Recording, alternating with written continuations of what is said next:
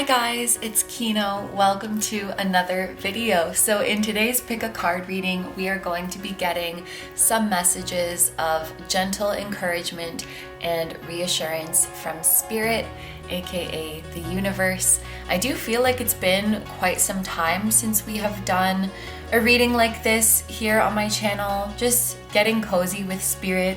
I am very excited. I feel like this is going to be a lovely reading today. I do have a list of just some rough guidelines of messages that I would like to get for you guys in today's reading. I will show that to you once you've chosen your group. However, with this kind of reading, with spirit readings, the messages do just tend to be, they are what they are. They are what they need to be. And so we might go a little bit off the rails of what my human brain wants the reading to be, but I trust that Spirit is going to bring you guys the messages you need. So there are 4 readings for you guys to choose from today. I'm going to show you each of these crystals up close one by one, and then please pick whichever one or ones you feel drawn to the most for today's reading. And for most of my readings, you're definitely welcome to choose any and all that are calling to you, as Spirit could have messages for you on multiple topics today. So without further ado, let's get a close-up look at each of your options. Number 1 is Iolite. Number 2 is Flower Agate. Number 3 is Angel Aura Quartz. And number 4 is green calcite. Okay, so as always, take all the time you need to pick. You can pause the video if you need to. I'm gonna go ahead and get started with number 1. Hi number 1s, so if you guys chose the Iolite, this is going to be your reading.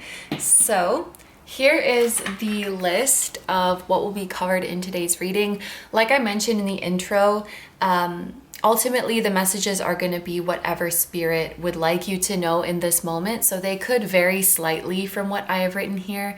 These are just some rough guidelines for the reading today, but we are going to start by pulling some tarot cards and see what hopes you should keep alive. So what would Spirit like you to remain hopeful about and keep believing in? We're also going to ask Spirit to address a limiting belief or a fear that you may be holding on to that is not true. We are going to be debunking it. And then we are going to ask Spirit, how will they communicate with you? What signs can you look out for to know that Spirit is trying to send you a message? And then we're going to finish off the reading by pulling some oracle cards to get any last words of encouragement or advice that Spirit would like to give to you. So that is the reading for today. For our tarot cards, we are going to be using the Prisma Visions Tarot. And for our oracle cards, we're going to be using your Wise Animal Body Oracle. And together, these decks are the KINO Tarot Winter Bundle, which I've curated in collaboration with Tarot Stack. I think that many of you are already familiar with Tarot Stack, but just in case you haven't heard of them before, they are an online shop that carries a huge, beautiful, diverse selection of indie tarot and oracle decks. You can browse decks from all different independent creators in one place.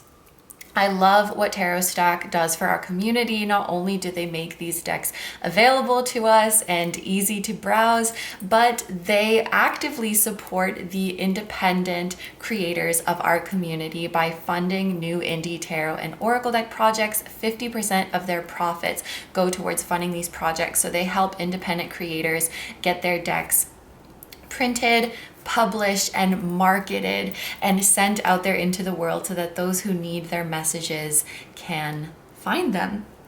So I'm gonna have this bundle linked down below. I will also link the individual decks if there's one in particular that you resonate with. And you can look at every single card in the deck on Tarot Stack's website. So if you wanna get a closer look at these, make sure to check the links in the description and in the pinned comment. And if you do get the bundle, you can get a 10% discount with the code KINO. So thank you very much, Tarot Stack, for collaborating with me. It's always a pleasure. And without further ado, let's get into your reading. So we're gonna start with your tarot.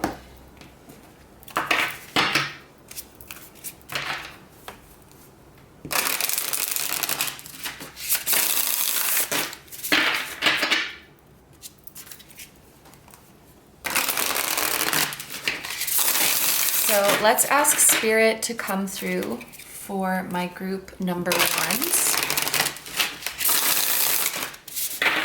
And the first thing that we would like to ask Spirit, what is the hope that group number one should keep alive? What should they remain hopeful about? What confirmation or reassurance would you like to give group number one at this time?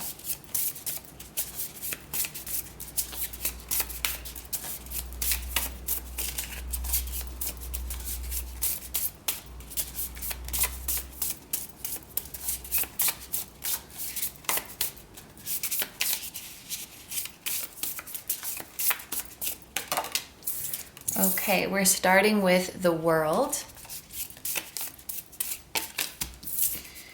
and the Empress. So two major arcana, and both of them are numerologically, there we go, number 3 cards, with the Empress being number 3 and the World being 21, which reduces to 3. Repeating 3s could be a number that you see. And this is a sign from Spirit that your manifestations are underway.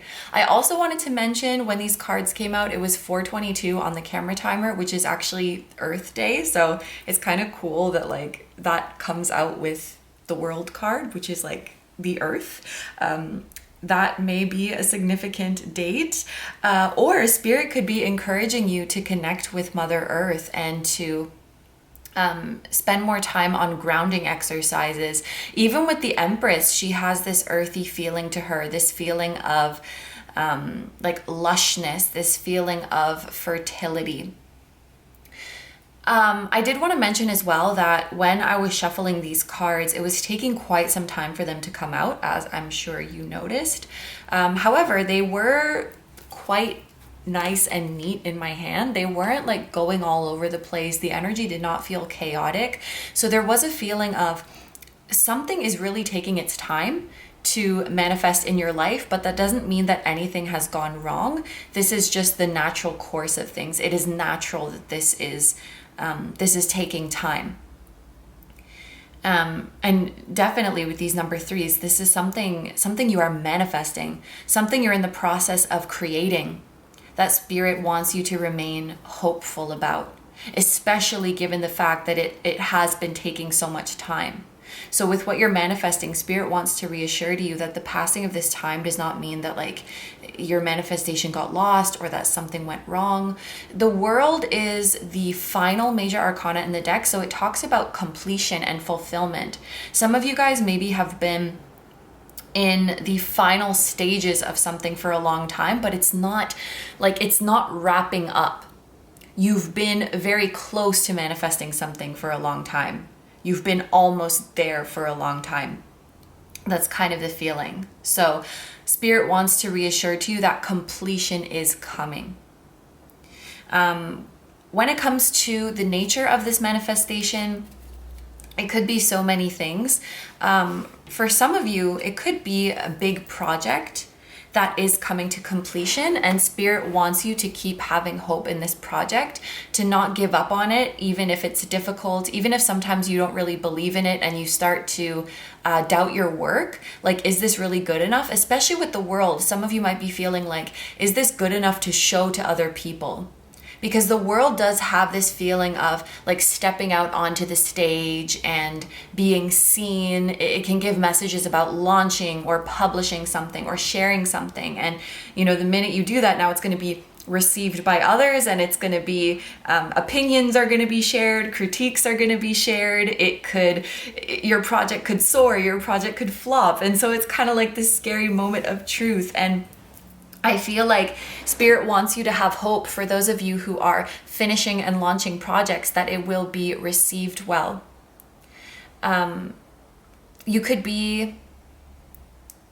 For some of you, this could be a creative project that you are launching that Spirit wants you to have hope in. Or in general, Spirit could be asking you to remain hopeful about your creative potential and your creative talents. There may be some of you who have dreamed for a long time of embarking on a creative journey or having a creative career, but perhaps you have not been working on your craft for some time. And you've maybe lost hope in the sense of like, I don't think I can do it anymore. I don't think I have the talent anymore. Or my time has come and gone. It's too late now. I think Spirit doesn't want you to give up on your creativity. Not just artistic creativity, although that could be the case for many of you, but this is more so about just your ability to create things that are meaningful, put them out into the world, and have them positively received by others. Like, I'm hearing your time is not up for that. You've still got it. You've still got the talent. You've still got the ideas that need to be shared, that need to be seen, heard, experienced by the world. Don't lose hope in that that your projects or that what you create can make waves as well, and that they can find their audience. They can find their audience of people who will truly resonate with their messages. For some of you, there could also be goals relating to travel with the world here, especially like studying abroad or relocation, especially relocating to another country or another continent. Spirit wants you to remain hopeful about that, as well as financial goals with the Empress. Remain hopeful about your financial goals, no matter how things may seem right now. And for some, these two messages could go hand in hand. Some of you might have dreams about travel or relocation or studying abroad, but you've given up on them because of your current financial situation. Like, there's no way I could afford to do that. And Spirit wants you to not give up on that. And in fact, the fact that you have two major arcana here, for a lot of you, these things that I'm talking about, they are part of your destiny. It is your destiny to create projects. It's your destiny to be creative, and it is your destiny to share it with the world. And actually, it is many other people's destiny to consume what you create, to be inspired by what you create. It is your destiny to travel, to relocate, to interact with people of other cultures, or to what is it called? To put your roots, maybe, to put your roots in a new culture. And it is your destiny to experience abundance in this lifetime. And so this is why Spirit doesn't want you to give up. And whenever you see repeating threes, that's your sign, that's your confirmation that these things are manifesting.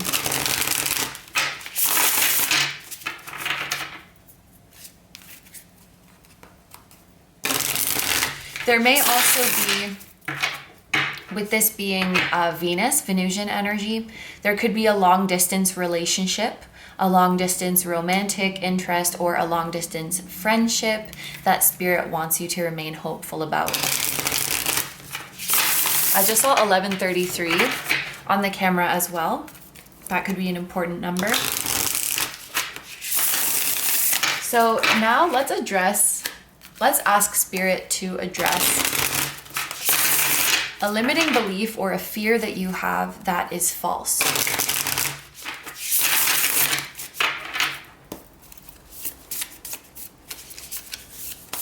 What is a fear or a limiting belief that group number 1 has that is false? The 5 of Swords. Okay, interesting.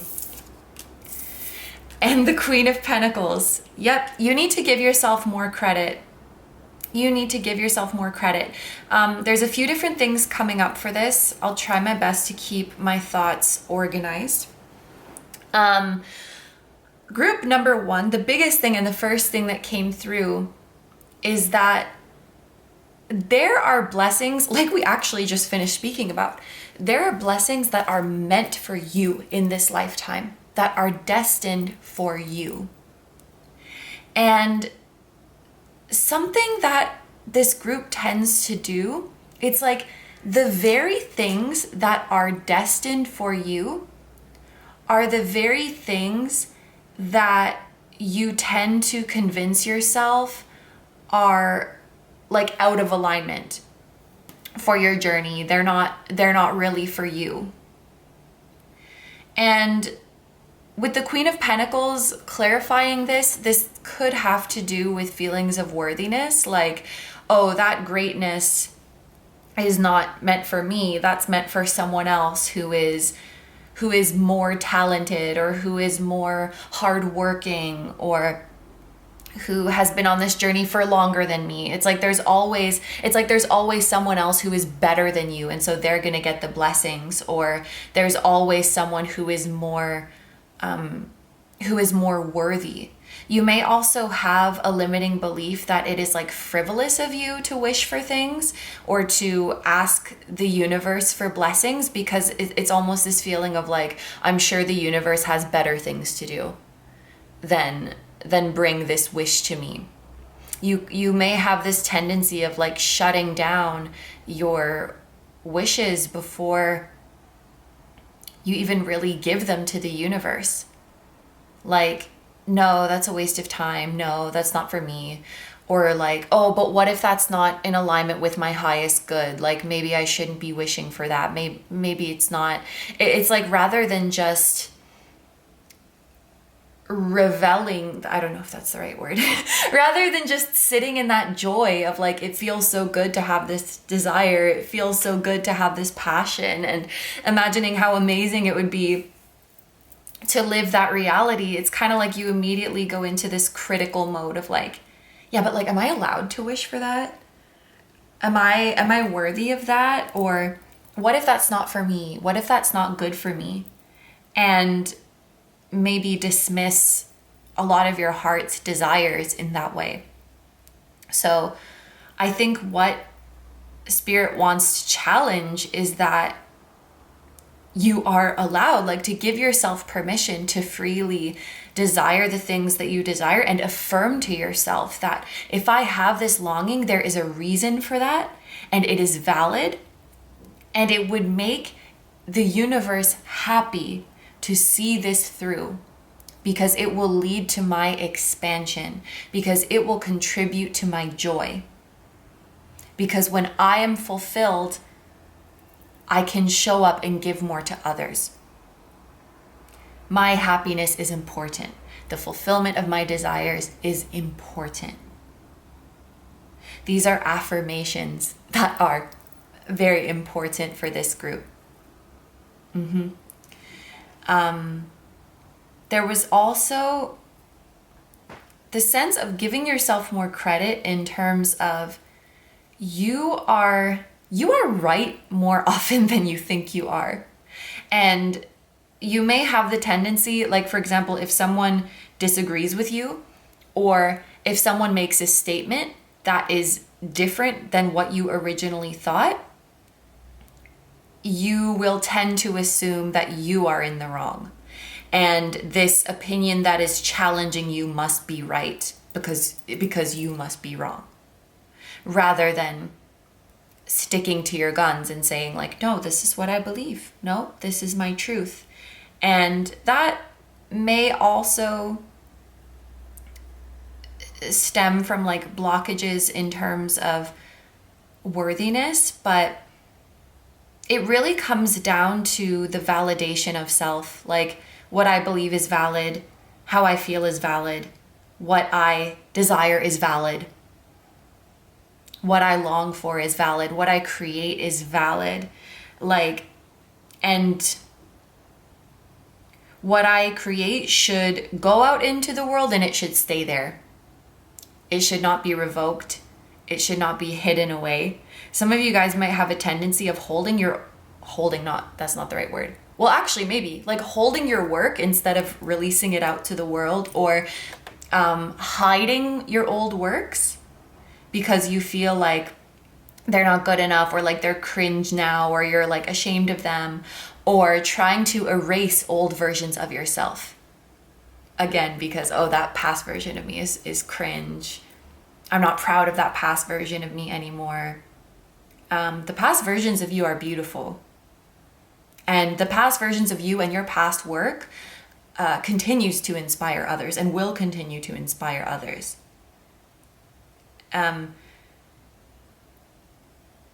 There's this limiting belief of who you were or where you are coming from is shameful.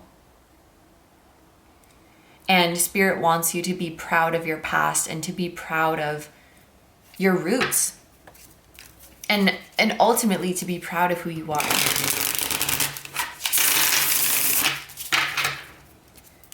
Okay, so let's see.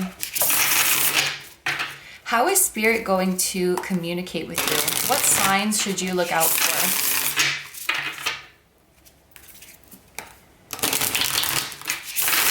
Other than repeating 3s, repeating 1s, what else?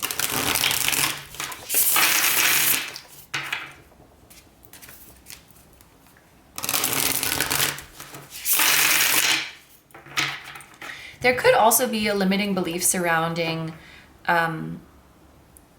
how you make a living or how you would like to make a living. Like you might have thoughts about it like not being a real job, with huge finger quotes, 1919 as I'm talking about this, which is the number of the Sun card. I do feel like many of you who chose this group are like creatives or artists and may have feelings of insecurity surrounding that. Like there's, what I create is not as good or worthy of being seen as what other people create, or what I do is not a real job. You may struggle with like feelings of like being worthy of compensation or being worthy of promoting yourself, being worthy of making a living from what you do.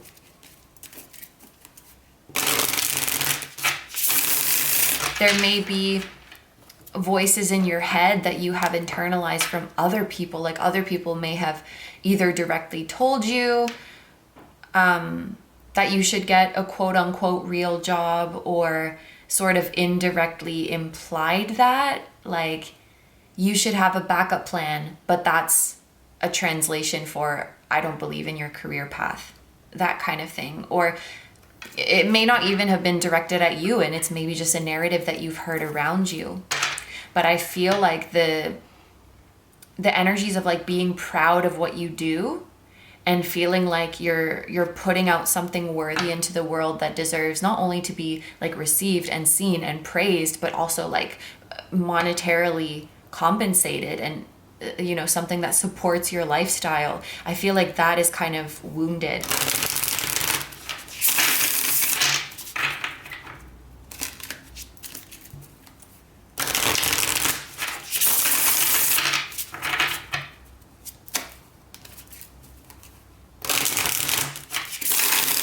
I saw 2112 just now as well, which is the number of the world, like mirrored.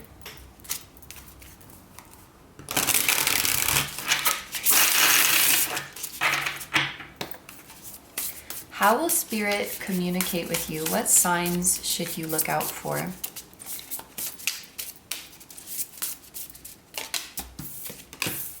The Star.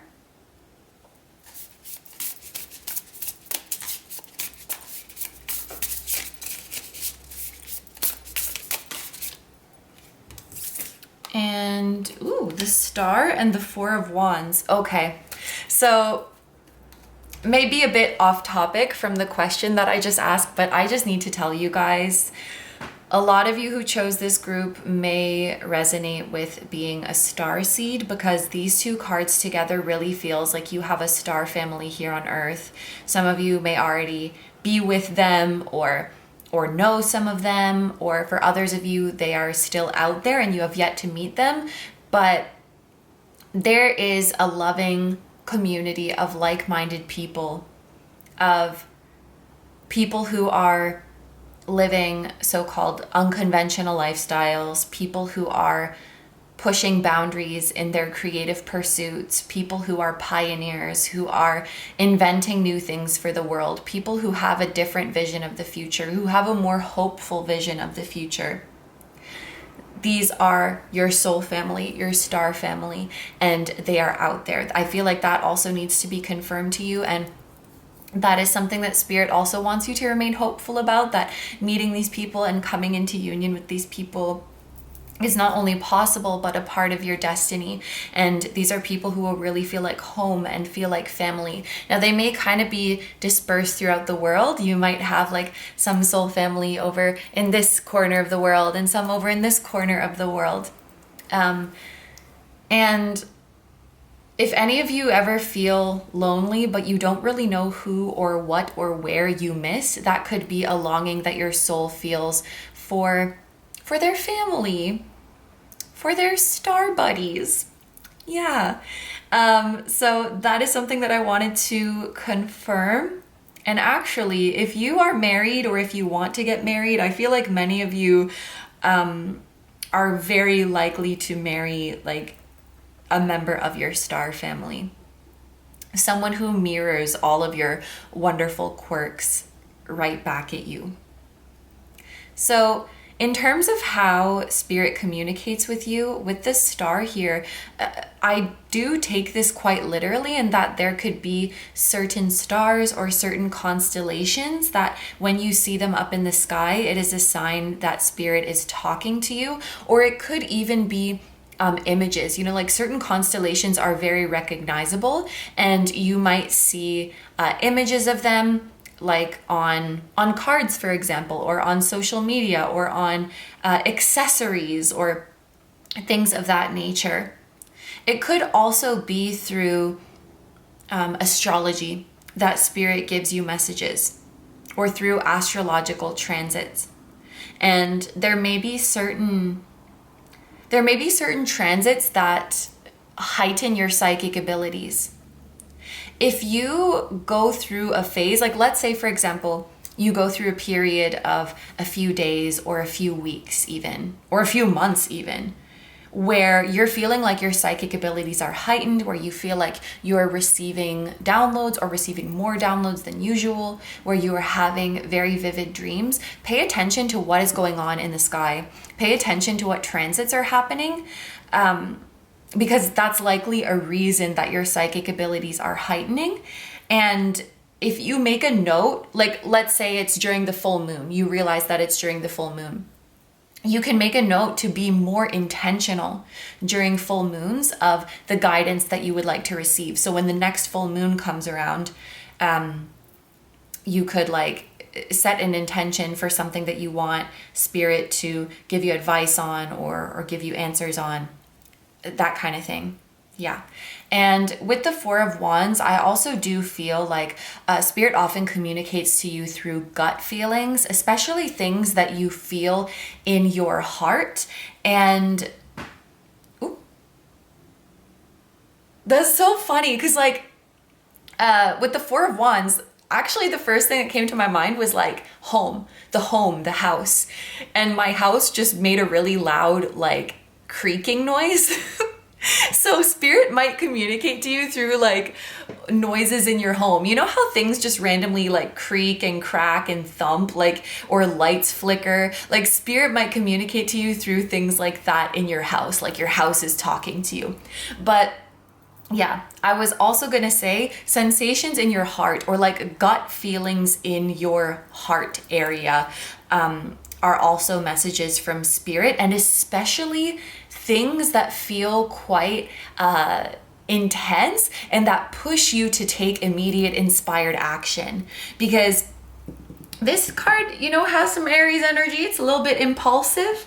So, you know, those like gut feelings that you get and you just get really excited and act on them right away. That's because you're receiving a download from spirit, and you know, like deep down, you know that this action is divinely guided.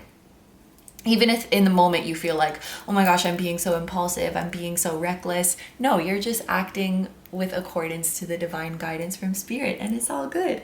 So, now we are going to switch decks, and we're going to go into your Wise Animal Body Oracle deck. And let's see what other guidance Spirit would like to share with you.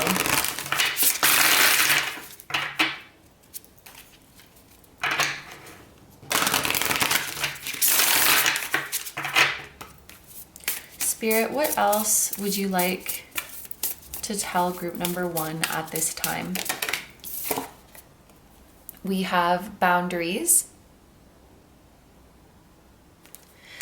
which if you are working on cultivating feelings of self-worth, that is very important, because I have a feeling for this group that many of the issues that you might face with feeling worthy or issues that you might face with self-esteem do come from things that you've heard on the outside.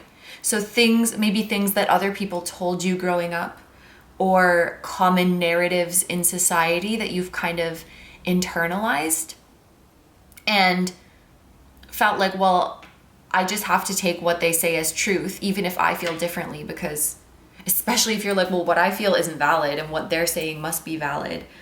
There's been kind of this habit of favoring society's narrative over your own, or favoring what other people tell you, like other people's judgments, other people's criticisms over what you feel in your heart. And I feel like boundaries are really important, like understanding that I don't have to take what this person says as fact just because they're saying it with confidence, just because they're an authority figure.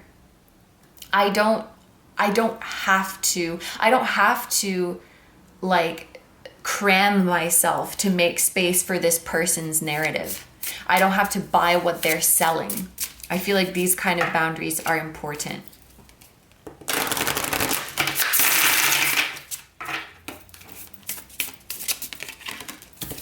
We also have Attend with Love. So this is a card that is relating to the heart chakra, which is very interesting because we just got that message that Spirit will talk to you through things that you feel in your heart, or through like physical sensations in that part of your body. We have Stretch. In terms of grounding, in terms of getting in touch with your body, stretching could be a really helpful exercise for you. Stretching feels so freaking good, and whenever I'm in my head, it always brings me back to my body, like focusing on the sensations.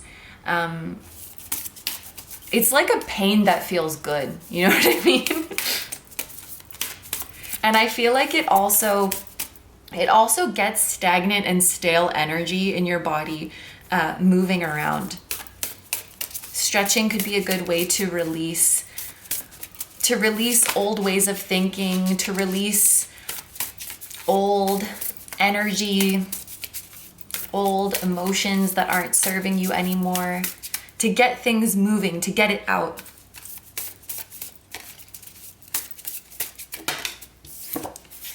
And we have another Attend card, Awaken, which is the third eye. So I think I'm going to read these two from the guidebook.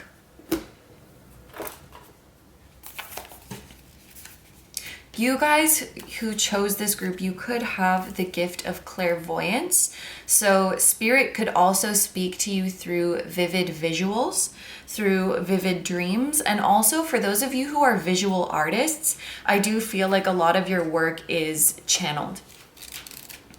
So let's start with our heart chakra card.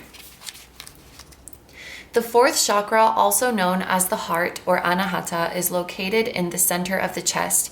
It governs love of the self, the love of other, compassion, universal love, and how we experience relationships, not just those of a romantic nature, but all of our relationships. When balanced, we feel connected, loved, unified, affectionate. Love flows to and from us freely.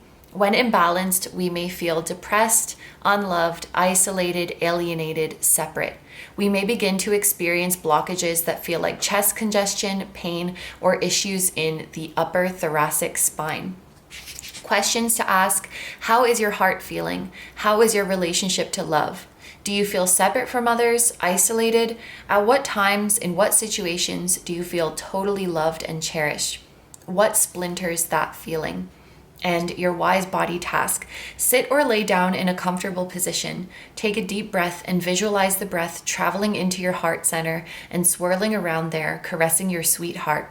As you continue to breathe normally, place your hands over your heart and simply give yourself some love. Tell yourself that you deserve it.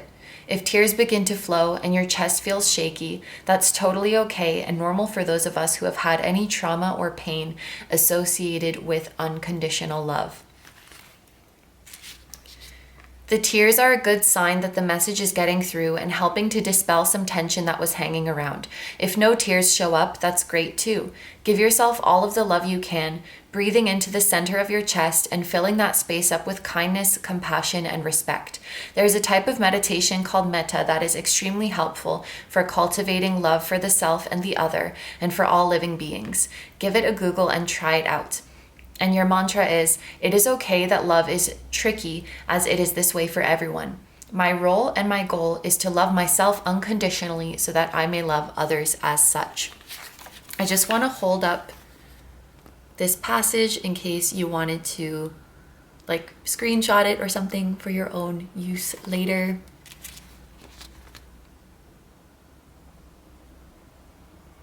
And let's also read the third eye, which is on page 33. That is an important number for this group. The sixth chakra, also known as the third eye or ajna, is located in the center of the forehead between the eyebrows. It represents our inner sight, perceptions of the mind, our ability to glean information clearly, and our fundamental foundational relationship to spirituality. When in alignment, we may have a close connection with our own mind and feel that we understand its true nature. We have lucid consciousness and can sense the link between mind and body. Because thoughts become things, we pay homage to the seed thoughts that eventually become our words and actions. When blocked, our inner sight may be dark and muddy. We may not feel connected to our spirituality, and our mind may be scattered or estranged. We may think more compulsively or obsessively, ruminating on things that do not serve us. Your questions are: when you peer into your own mind, what do you see? What do you hear? Thoughts come and go like clouds in the sky, but if they are troublesome and are having a negative impact on your experience, what are they? Can you identify them? And your wise body task: inner sight is invaluable. Becoming attuned to the nature of our minds instead of enslaved to habitual thought patterns is a gift we can all give ourselves, regardless of conditioning or education. It takes time and sometimes endless patience, but it is a worthwhile journey. Sit or lay down in a comfortable position. Take a deep breath and defy gravity. Imagine the breath filling up your mind and swirling between your eyes. Envision it feeding your mind and busting any clouds that have muddied up the inner landscape. Practice allowing thoughts to come and go, and do your best not to become attached to any of them, be they good or bad. And your mantra is: the more clearly I see inward, the more clearly I see outward. And here is the passage.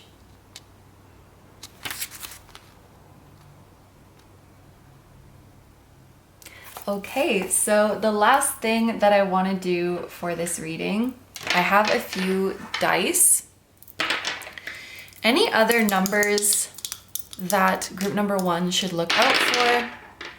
We have 1, which that did come up. We had repeating 1s and repeating 3s. We also have the number 5 coming up. So look out for these angel numbers that you might see as a sign that spirit is communicating with you. What is a time period that group number 1 should be aware of? We have Libra. So whenever you're watching this, the next Libra season could be a significant time for you, which is late September to late October. And what is an energy that group number 1 will be embodying, or an energy that group number 1 is encouraged to embody? And we have Saturn. So this is definitely giving a feeling of your goals materializing after a lot of patience, a lot of discipline, and a lot of consistency. It's almost like there is a test that you are passing and your hard work is paying off. And that kind of goes back to the very start of this reading where we were speaking about something has been taking a long time. And it's because what you're working on is something very big and very important. And these things don't happen overnight. And they don't happen for everyone because not everyone has the patience, not everyone has the discipline, not everyone has the ability to keep going when they don't see instant results. And I feel like you have had this commitment to your goals. You have had this endurance. You've had this patience. And Saturn is coming to reward that. This Libra season that we spoke about, this might be a time where you are, where you're seeing a lot of your hard work come to fruition and pay off for you. And I do think that you are achieving a higher social status or a higher position professionally. You are enjoying a positive reputation, especially with the number 15. This is the number of the Devil card in tarot, which is like an ambitious high up person. It's connected to like Capricorn, 10th house, Saturn energy. So this is what you're stepping into. Saturn is also a sign that you are maturing. And part of this maturation could be around healing your childhood, forgiving your parents, reparenting yourself, like being the parent that little you needed, or all of the above. I also think that these are talking about having healthy boundaries in relationships. And if you've had struggles with your relationships, whether that be romantic, platonic, friendship, family, work-related, developing strong boundaries, while you may think it's going to cause more tension in your relationships, it's actually going to cause much more peace and much more ease. It will make relationships easier for you. It will make them less tiring and less draining as well. So, group number 1s, these are all the messages I have for you. So I'm going to end your reading here, or should I say all the messages that Spirit has for you. Thank you very much for letting me do this reading for you. Thank you so much to Spirit for coming through and sharing these messages. And thank you very much to Tarot Stack for collaborating with me. Thank you very much to the creators of these decks for all of the thought and care and time and energy and creativity that you poured into them. It's an honor to be able to use your decks, and they're absolutely beautiful together. I'm gonna have this bundle linked down below, as well as the individual decks. If you would like to take a closer look at all of the different cards in these decks and see if they resonate with you, you can do so on Tarot Stack's website. And if you do feel called to get your own bundle, remember that you can get a 10% discount using the code KINO. I hope you have a wonderful day or night whenever you are watching this, and I wish you all the best. Please take good care of yourself, stay healthy. Don't forget to like, comment, and subscribe if you feel like doing that. If you enjoy my content and you'd like to find me elsewhere, I'm gonna have linked down below my tarot reading Instagram my personal Instagram, my Patreon, where you can watch dozens of timeless, exclusive pick a card readings just like this one, and you can also decide on topics for future readings. I will have my music channel linked down below, which includes the intro song of this video that is an original song. I will also have my latest release linked down below, and there is a new one out right now as we speak. And I will link my vlog channel and my merch, which features the floating temple that was at the start of this video. Thank you guys so much for supporting me and my channel and anything I do. I really, really appreciate having you here. I really appreciate your support, and I'm sending so much love to you, to anyone who appeared in this reading, directly or indirectly, to your higher self, your spirit guides, your spiritual team, to spirit itself, and to all of your loved ones, both here on earth and in the other realms. And I will see you guys in the next one. Bye bye. Hi number twos. So if you guys chose the flower agate, this is going to be your reading. Thank you so much for taking the time to come hang out with Spirit and me. I'm excited to see what messages we will uncover for you. So here is the list of what we will be covering in today's reading. Like I mentioned in the intro, the messages could vary slightly from what is written here, because ultimately Spirit is going to bring you whatever messages you need in this moment. But these are just some rough guidelines for today's reading. So we're going to start by pulling some tarot cards, and we are going to see what hopes should you keep alive. So what is something that Spirit would like you to remain hopeful for and to keep believing in? We will be addressing a limiting belief or a fear that you are holding on to that is false. And we will also find out how Spirit communicates with you. So how can you be on the lookout in your life for messages from Spirit? What signs will Spirit show to you to let you know that they are with you, that they are assisting you? And then at the end of the reading, we're going to pull some oracle cards for any other messages of encouragement or advice that Spirit may have for you. So that is the reading today. We are going to be using the Prisma Visions Tarot and your Wise Animal Body Oracle. And together, these decks are the KINO Tarot Winter Bundle, which I've curated in collaboration with Tarot Stack. I think many of you are familiar with Tarot Stack already, but just in case you haven't heard of them before, they're an online shop that carries a wide selection of independent tarot and oracle decks. So you can browse decks from different independent creators all in one place.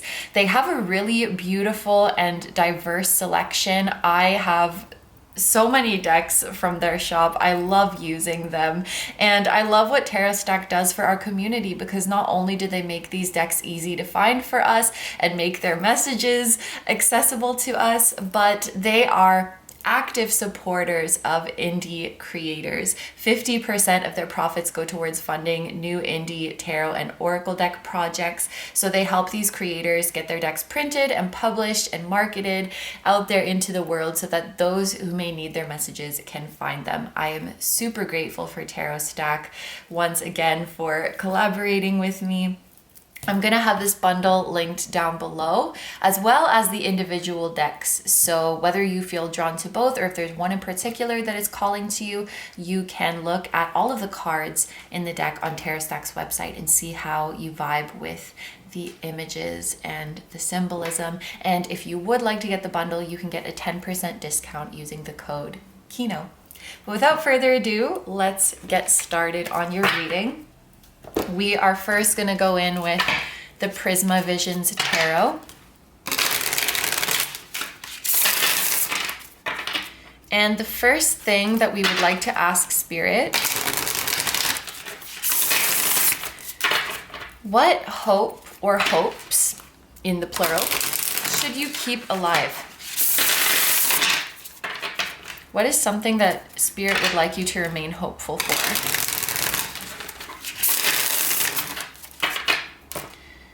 Okay.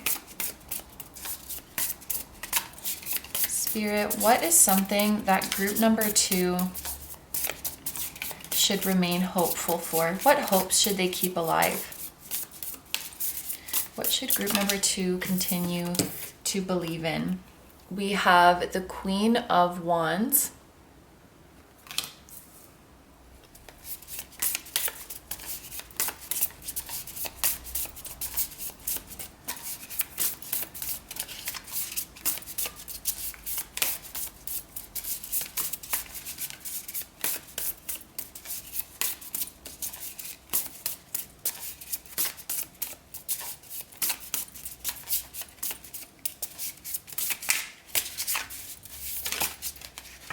And okay, and we have the King of Wands. Interesting. So these two rulers make a pair, of course, being the Queen and King of Wands. They don't necessarily have to be talking about like a man and a woman, but they do make a couple. So for some of you, there could be a message that there is a particular relationship that Spirit would like you to remain hopeful about, whether this is about like getting together with a specific person, or even if you don't have anyone in mind and it's just hard to believe that someone is out there for you. I definitely believe the fact that we have these two cards coming out together is a confirmation of a beautiful relationship out there for you and the possibility of union with someone you are interested in. So please keep being hopeful about that. I also think that there's something about, like when I see the Queen of Wands, she is just such a badass. She is confident. She takes up space. She lights up the room when she walks in. She doesn't accept BS. She is outspoken. She can be blunt. She speaks her mind. Like, she is this firecracker. And I do think that Spirit is wanting you to get comfortable with taking up more space, with receiving attention, and with showing off, so to speak, or allowing yourself to be more in the spotlight and allowing your true self to shine through and to be seen. There's a couple images that are coming to my mind here. So one of them is like a bunch of people at a singles meetup. So there's like, this is a kind of common thing in Japan. Like there will be singles meeting, and I'm pretty sure it's mostly heteronormative, but it will be, you know, like equal amounts of men and women, and they will mingle and see who's a match. And I just had an image of someone attending this kind of event, but they're not really like showcasing themselves. So maybe they're mostly staying quiet and they're mostly just asking other people about themselves and asking other people about their life, and not really, like maybe this person is really funny but they're not really telling any jokes, or maybe this person is very talented but they're not showing anyone their work. It's like they're not offering information about themselves because maybe in their head it's like, well, I don't want to be an attention hog.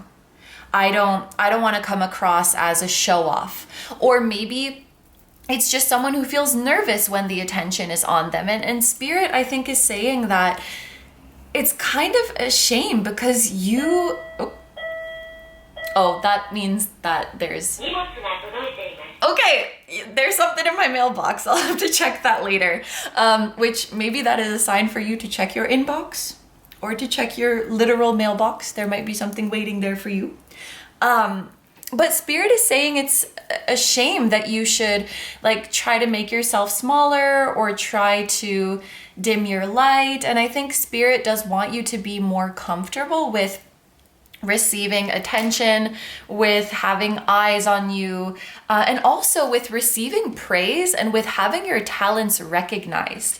This may be a group where you kind of like downplay your talents, or if you get praised on something, you might tend to kind of like dismiss it. So if someone says like, you're so beautiful, you're so talented, you're so funny, you kind of like brush it off. Or if someone says like, you're really good at something, you're like, oh no, not really. It's like any anything that magnifies your existence, anything that acknowledges you and lifts you up and amplifies you, it's kind of like you run away from that.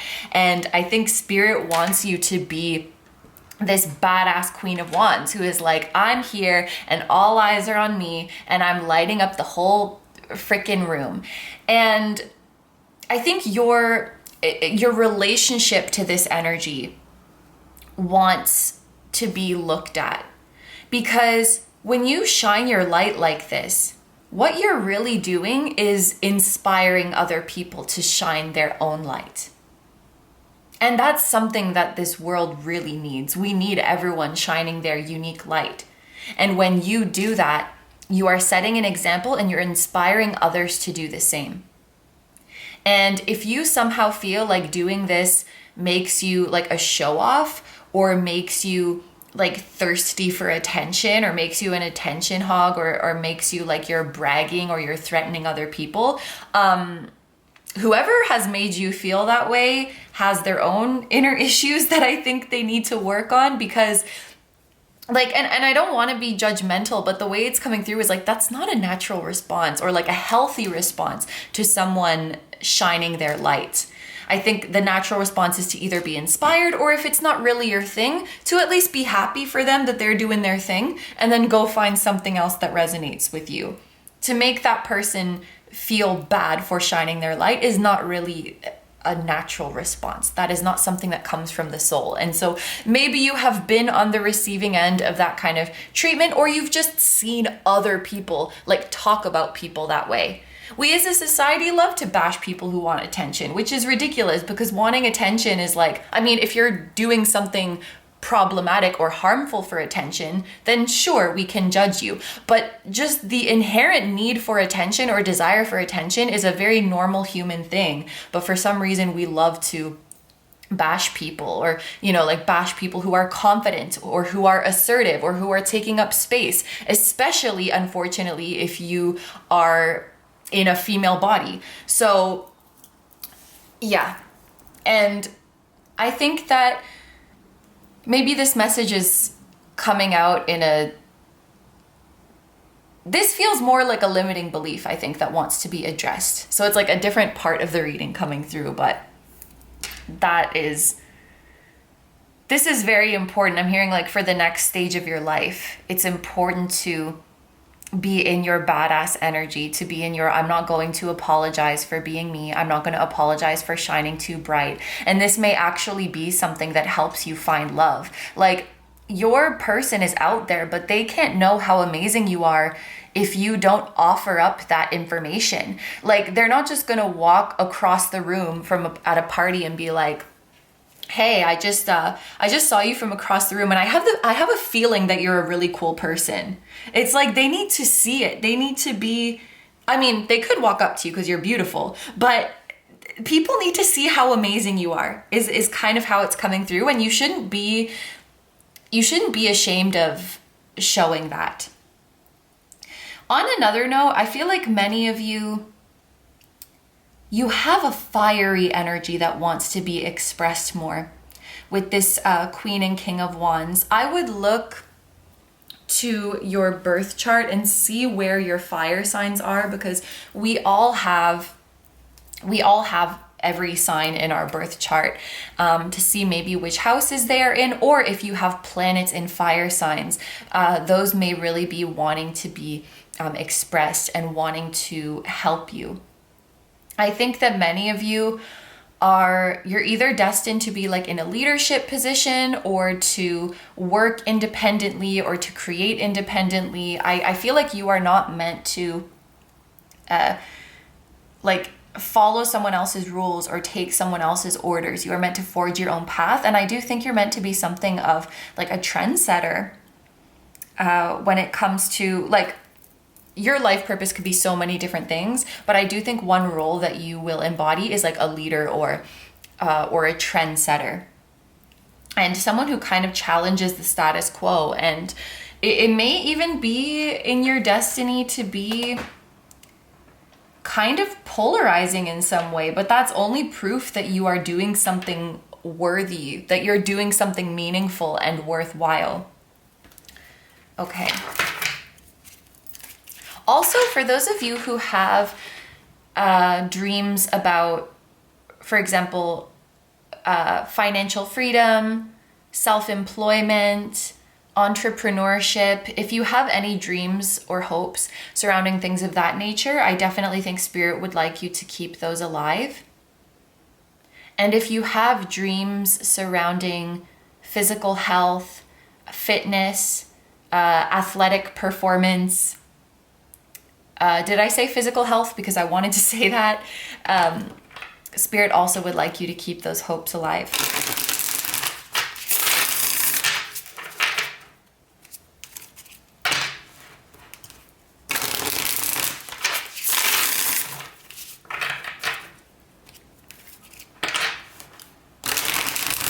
I feel like this group just really needs to know that when someone is truly secure within themselves, they will not be threatened by your growth and your expansion.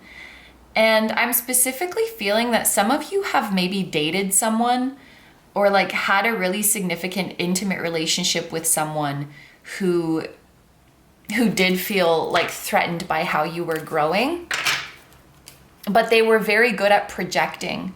So it didn't seem like they were insecure. It seemed like they were the confident one and it was a problem with you.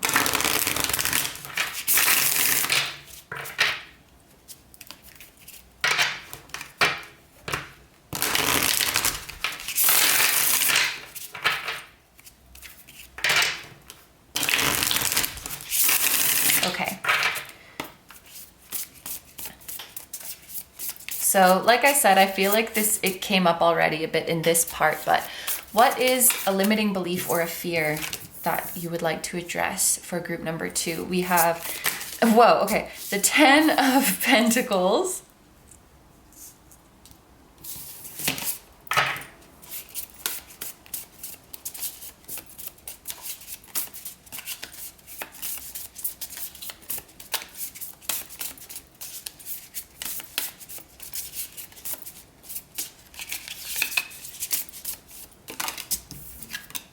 And the Ace of Cups. Okay, so lots of things coming through for these 2 cards. We will go through them all, of course. We were speaking a bit about some of you being worried about like coming into union with your person or finding someone out there for you. And now looking at this card with this couple who has a child, some of you may have a fear that like you won't find your life partner, or you won't be able to start a family, or you won't be able to have children. And Spirit is saying that this is not the case. In fact, it may be in your destiny to have a family and to have children.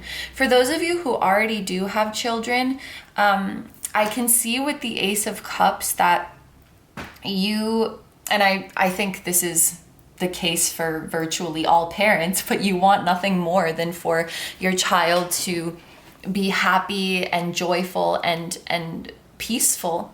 And there may be a fear that it's like you don't want to perpetuate any cycles, like any generational cycles. So let's just say, for example, you experienced neglect in your childhood. There was like one or both parents who neglected you and who made you feel like not important. And so now as a parent, even the smallest thing, like maybe you're busy with housework, or you're on a phone call, or you can't attend one of your child's activities, like these little things that do happen. Unfortunately, they are a part of life, but it might make you overly worry of like, oh my gosh, am I going to perpetuate that cycle? Am I going to make my child feel like they don't matter, or that they're neglected in the same way that I experienced? And you may kind of be hypersensitive about not wanting to perpetuate these patterns. And I think Spirit wants to come in right now and shut this down, because first of all, the fact that you are even aware of this cycle and that you are trying means that you are in the process of breaking it. And Spirit wants to confirm that you are doing an excellent job and that your child or children does feel loved and cared for. Now, for those of you who do not resonate with the messages of like families and children, there could also be a fear in general for future generations. There could be fears with regards to like the collective mental health or the environment or human rights. Like you could in general just be afraid for the state of the world. Whether like maybe you have nieces and nephews, maybe your friends have children, or maybe just as a fellow human with compassion for the collective, this is something that you worry about. And honestly, this is kind of putting me at ease too, but Spirit is saying like the kids are going to be okay. The future generations are going to be okay. Yes, there is BS in the world and there will continue to be BS in the world, and it might take many generations to undo a lot of the BS that has been done, but there is hope. The world will move in a better direction. For some of you, you might also have, I'm sorry, like I said, there's a lot coming through just for these two cards. Some of you might have a limiting belief that in this life, you have to choose between financial security and like stability and doing something that you love. Like you have to choose between paying the bills and being happy, and that is not the case either. You can and will do both. And in order to do this, group number 2, it's so important that you start not only recognizing your talents, but marketing them and showing them and being proud of them.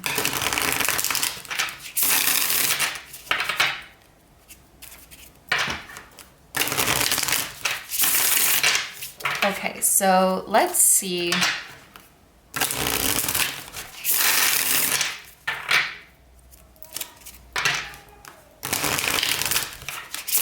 There's lots of like voices. Well, not lots too, but that's enough to make me take notice. There was the like automated voice being like, you have mail in my apartment. And now there's like, it's probably some kind of vehicle outside that's playing a voice recording. So this group, you could have the gift of clairaudience, and Spirit might communicate to you through this gift, which is relevant because in this next part of the reading, we're going to see how does Spirit communicate with you? What signs can you look out for?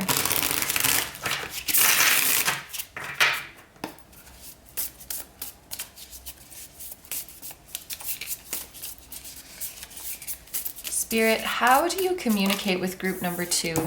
What should they look out for? We have the Wheel of Fortune. So Spirit communicates to you through synchronicities, through serendipity, through things that I guess seem like coincidences that are just too crazy. Like when you experience these kind of synchronicities in your life where you're like, that's wild, that is Spirit talking to you, being like, yes, hello, I am here, and reminding you that they are always watching, they always have your back, and they are always orchestrating things for your highest good. Spirit will create crazy coincidences, quote unquote, in your life, just to remind you that they're there and to remind you of their power. Also, we're going to get into this later in the reading, like what repeating numbers could be significant for you. But I think of all the numbers that you see, the ones that appear on a clock are the most significant. I'm sorry, I don't know why that sentence took so long for me to say, but like, pay attention to the numbers that you see specifically when you are checking the time.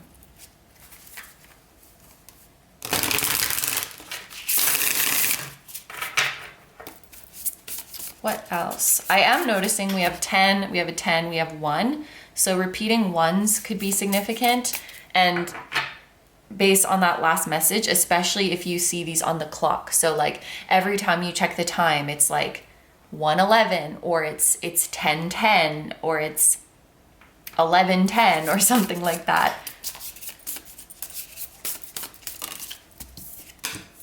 We also have the Fool, which this also feels like things that seemingly happen by chance, things that are seemingly a coincidence, because the Fool, it feels the most like unplanned, unintentional, inexperienced, but it's actually like one of the cards that is closest to the source. So I feel like this is really reiterating nothing has happened by chance. And actually, Spirit may be wanting to confirm to you right now that something you experienced recently was not a mistake. It was not a mistake. It was not a coincidence. That didn't happen by chance. It was absolutely a message for you. It was absolutely a sign for you.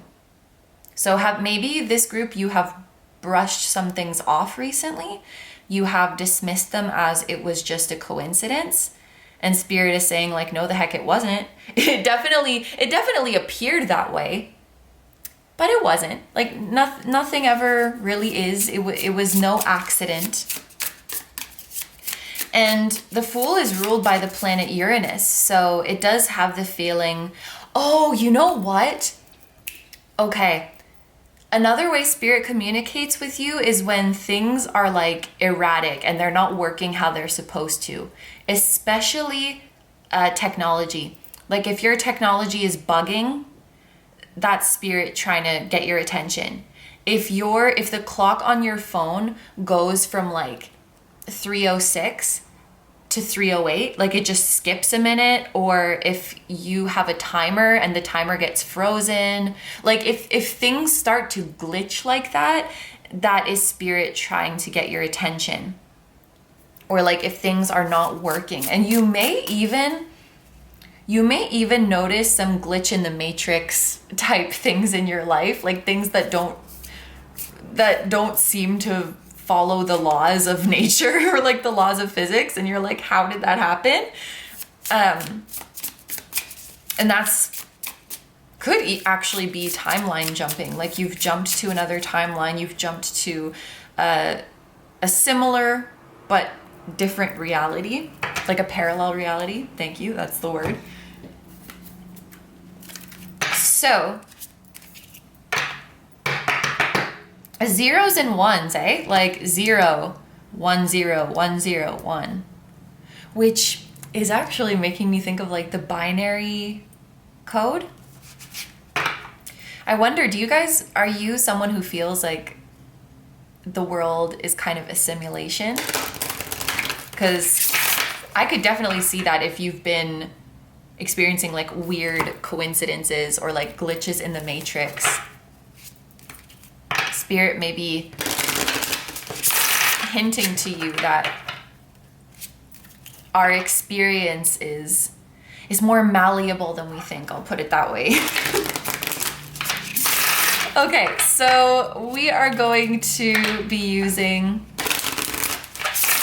your Wise Animal Body Oracle now for any additional messages, guidance, words of encouragement that Spirit would like to share with you. Spirit, what else would you like to share with group number 2? We have Attend, Say. So this is the card associated with the throat chakra, which makes a lot of sense because one big message of this reading was like, speak up, express yourself, take up more space, share your truth, don't hide away. That was a big thing.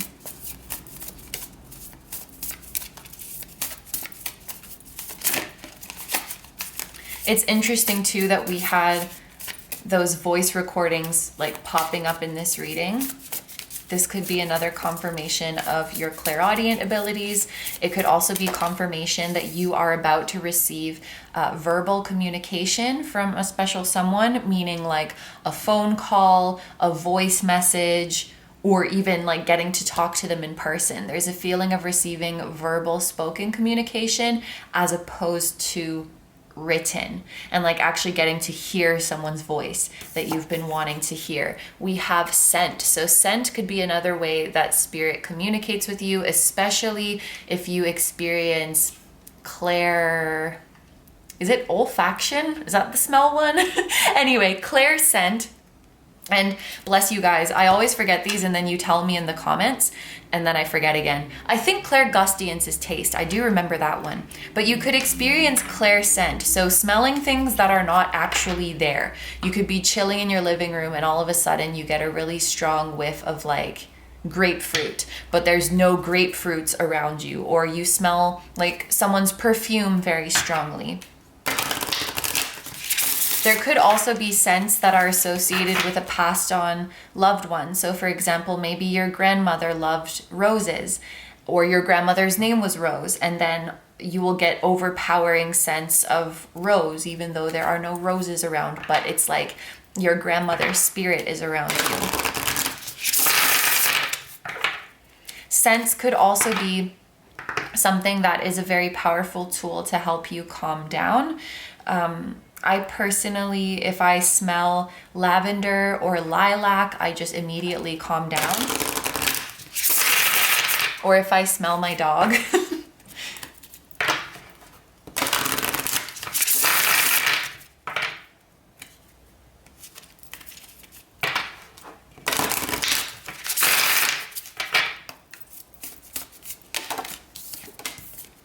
We have nature.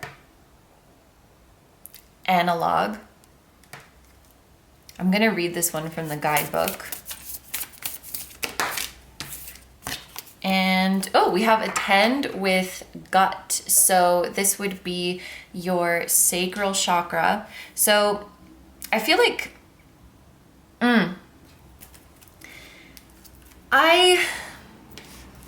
I understand why maybe you and many of us feel this way. I do feel like our culture, because of, and maybe this is not the whole world, but I do think it's a lot of us experiencing this. We have this like individualistic urge to make things a competition, you know? So if I'm expressing myself and shining my light, then my goal must be to stand out from the crowd. Or if I am proud of my talents and I'm showing them off, then it's because like I'm meant to do better than you, or I'm meant to compete with you, or something like that. And wait, hold on. Sorry, I'm spacing out a little bit. But I think you are coming back to a place where you are rejecting that. Like rejecting that notion that your talent and your creativity is something to be exploited in order to prove yourself or to prove your worth or to define yourself as different than someone else or better than someone else, because that only causes more separation. And your creative expression at its core is meant to be a catalyst for connection, for intimacy. Not only for connecting with your innermost self and understanding your soul, but to connect with others, because you are sharing beauty, you are sharing vulnerability, you are sharing truth, you are sharing love, you are sharing wisdom. It is meant to call people in. It is meant to make people feel connected. It's meant to build intimacy with people. And it's been kind of like perverted, if that is the right word. There may be some wounds surrounding your creativity and surrounding your expression with these two cards that Spirit is asking you to pay attention to. Like, expressing yourself and speaking your truth is a tool for connection. and intimacy, not for separation and competition. Although, like I said, I feel like our culture often makes it that way, or like weaponizes it for those reasons.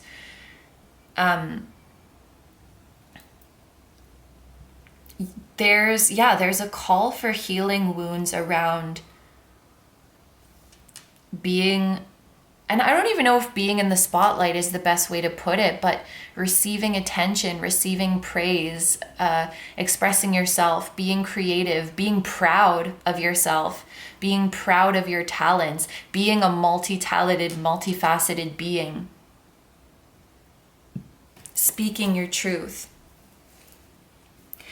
In terms, another way that spirit might communicate with you is through things that you feel in your gut. And this would be, with this being the sacral chakra, this would be like your lower abdomen.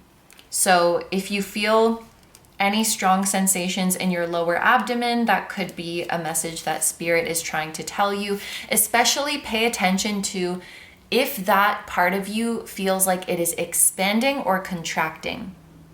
If it is expanding, this is something you feel good about, something to explore deeper. If it's contracting, spirit is trying to protect you. Spirit is trying to say no. Same thing with like your throat or your neck area. Does it feel like it's opening? Does it feel like it's closing? Does it feel clear? Does it feel scratchy? Does it feel tense? Does it feel relaxed? Okay, I wanted to read this one from the guidebook. Let me see if I can find it. Oh, here it is. Okay. Nature analog. And look at the pages it's on. 110 and 111. Those are important numbers for this group. Okay. Ooh. Okay. Nature is where we come from and where we will return to when we pass away. The quiet and riotous rhythms of the natural world are our birthright and our true saving grace. Cities, the grind, greed, capitalism, poverty, racism, sexism, gay and transphobia, bigotry, ableism, electricity, technology, all of these things don't occur in the natural world without humans. We as a species with our big brains and our God complex have shaped, altered, and perverted, oh my God, that's literally the word that I used, perverted the natural state of things to the point where it is at times unrecognizable. It is no wonder that we suffer from stress and disease when our environment and the things we've become habituated to, even addicted to in some cases, are not in any kind of natural rhythm. Take our smartphones as probably the most poignant and insidious example. Most of us own one, and most of us have social media apps on them. How many hours do you spend mindlessly scrolling Facebook, Instagram, Twitter, only to feel more anxious than when you began? These phones and the apps are specifically geared towards producing a dopamine response in the brain to keep us addicted to reopening them up over and over again. But the ultimate experience of these apps is not one of soothing or calming. In fact, there is a new term for a phenomenon called doom scrolling, which is essentially scrolling through bad news even though it causes us distress. I don't know if this counts as doom scrolling, but I have a bad habit of scrolling through comment sections and just like watching people make bad takes and argue with each other. And it's like, it's so bad for my mental health. And it's like, why do I do this? Anyway, since social media has now become a hub for everything, we get updates from our friends, influencers, celebrities, and our global and local news. Unless we have carefully cultivated the digital space, we are often inundated with information, much more than we can actually absorb. This sets our nervous systems on edge, yes, not to mention the prevalence of online bullying and trolling and the culture of comparing ourselves to one another. For all of its potential joys and uses, the vast majority of people, especially younger generations that have more or less grown up in the internet, are really seeing the negative effects of these digital spaces. The effect of stepping foot into nature is the exact opposite. It is a balm and a salve for all that our society throws at us. It does not need to be anything else other than itself, and it is perfect just as it is. It helps us to remember that we are perfect as we are too. They really went off with this passage. Oh my gosh. Okay. For the question, how much time per day do you spend on your phone? Most phones have a screen time app that averages out how much time per day is spent. And your wise body task. If you haven't already, put the screen time app on your phone. There are also apps that track your activity on each app you use and can put a cap on it daily. If you feel you need to, put a daily limit on your phone usage and stick to it. That is the key. And whenever you can, put your phone away completely. Just go do something else. Analog life is good life. And get outside into nature as often as you can. Sit under a tree, watch some birds, do some grounding. See ground, which is another, I'm assuming it's another card. Get into your senses, take in the fresh air, watch the rhythms of nature, and do not look at your phone. And your mantra is, I return to the rhythms of nature time and time again. My wise animal body knows the way. Our human bodies really are not evolved for this constant stimulation and onslaught of information. And I really feel that passage. I agree wholeheartedly. I probably should have guessed that it would be something to that effect because of the word analog. But for those of you who are creators, there's a couple more messages for you. One is that you may enjoy using analog techniques as opposed to digital. So like doing something by hand or doing something with a real physical piece of equipment rather than like using software or using a plugin or something like that. And then the other thing, for those of you who are creatives, is I feel like Spirit is really doesn't want you to give in to pressure of altering your creations or forcing your creations to be a certain way so that they are more easily consumable to the masses or so that the algorithm likes them more. As someone who makes music, it's sad to see, and I don't want to say that like this type of song is better and this type of song is worse because that's just not true, but it's sad to see artists feel the pressure of like, for example, I have to make my song shorter to fit with people's shortening attention spans, or I have to make my song really high energy and interesting in the first like 0.5 seconds so that people won't skip it and I can get that stream. Or I have to make my song suitable for like a viral moment or a TikTok dance or something like that. And if that's genuinely what you want to do, then I really think there's no problem with it. But I think it's sad when people feel forced to put their art into those boxes. It's just sad when art gets constricted into needing to be this one way. I actually feel quite sad when I talk about it. And again, it's like perversion and exploitation of your creativity and of the divinity that is channeled through your soul to make it to fit this civilized, and I say that with very heavy finger quotes, this civilized world that is, it's all made up. Ugh. I feel like I needed that passage in the guidebook. It's just, that's so much of how I've been feeling recently, and I hope you guys resonated with that as well. But okay, so the last thing that we are gonna do, I have a few dice to roll. So first I have 2 number dice. I want to see what numbers Spirit wants you to pay attention to. Whoop. We have the number 4 and the number 2. Oh my gosh, I literally just saw 42 on the camera timer. It was 42 minutes and 42 seconds, and then 42 appeared. And 42 is also the answer to life, the universe, and everything. Yeah, so in addition to 1 and 0, pay attention to 4 and 2. Now we are going to roll a die to see what time period Spirit wants to bring to your attention. And we have Scorpio. So Scorpio season, that is from late October to late November. The next Scorpio season, from whenever you are watching this, could be a significant time. And what is an energy that you are embodying or that Spirit is encouraging you to embody at this time? Jupiter. So blessings, abundance, expansion. And this could be something that is happening in Scorpio season. Career opportunities that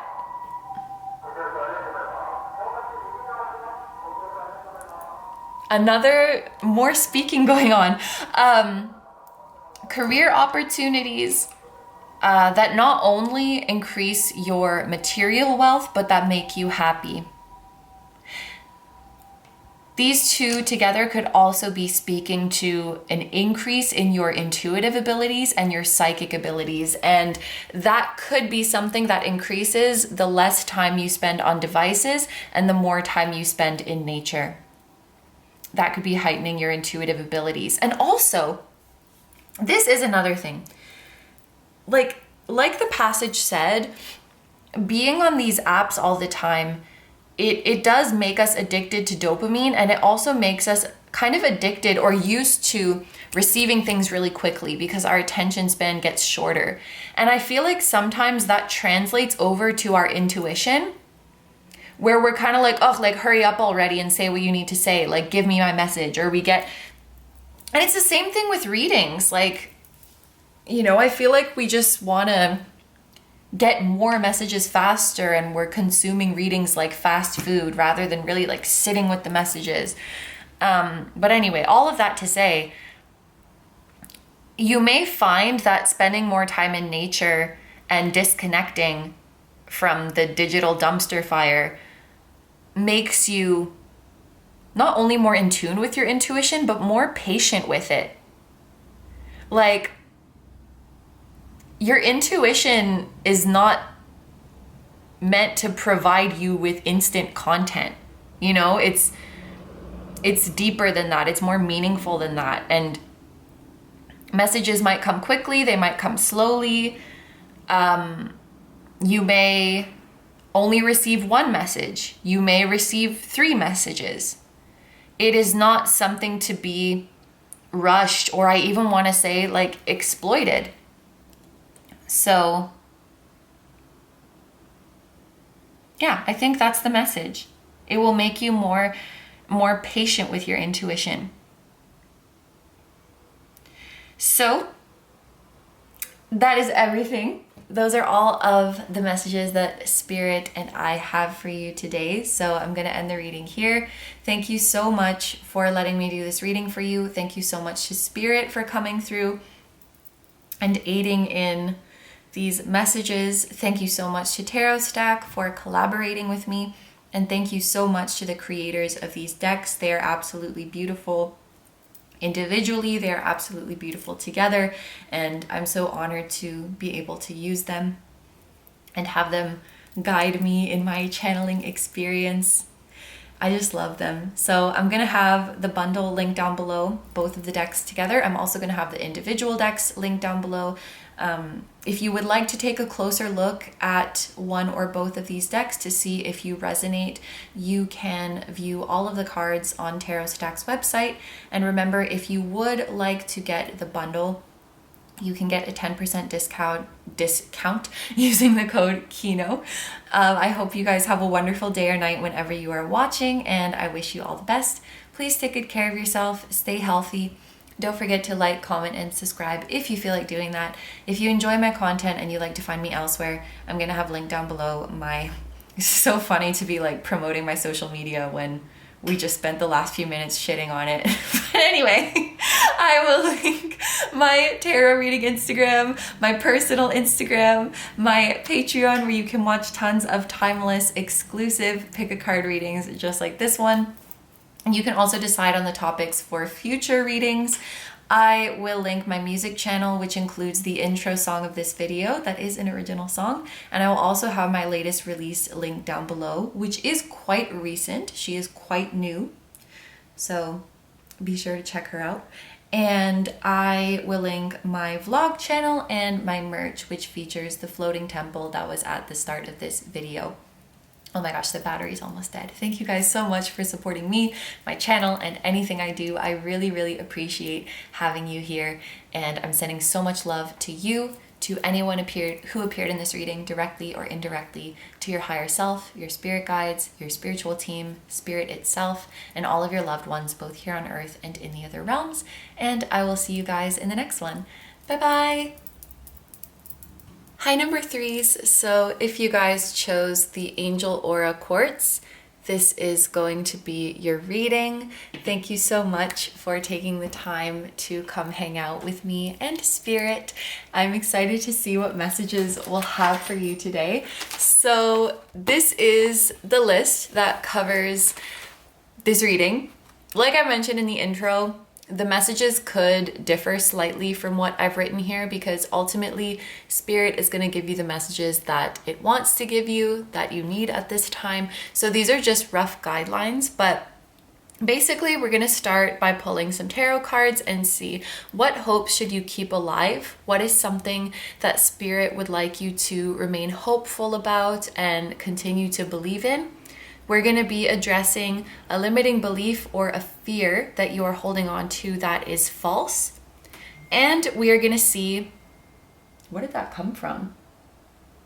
Anyway, I just heard like a text message ding, which could be a sign. How will Spirit communicate with you? Funny.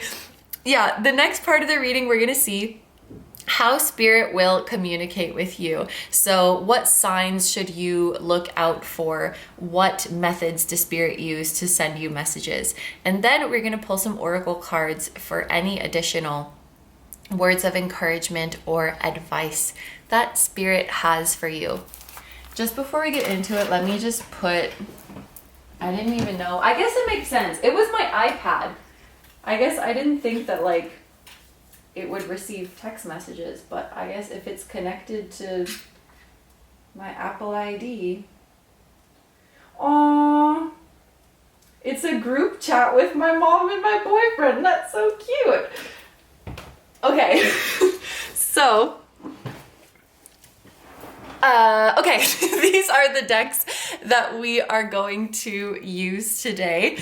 We have the Prisma Visions Tarot and the Your Wise Animal Body Oracle, and they are absolutely stunning, and together they are the KINO Tarot Winter Bundle that I have curated in collaboration with Tarot Stack.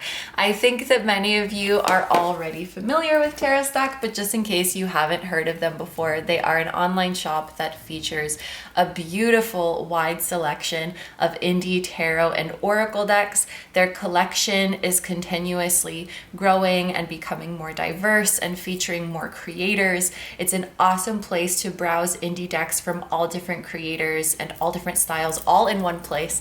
And I love working with Tarot Stack. I love what they do for our community.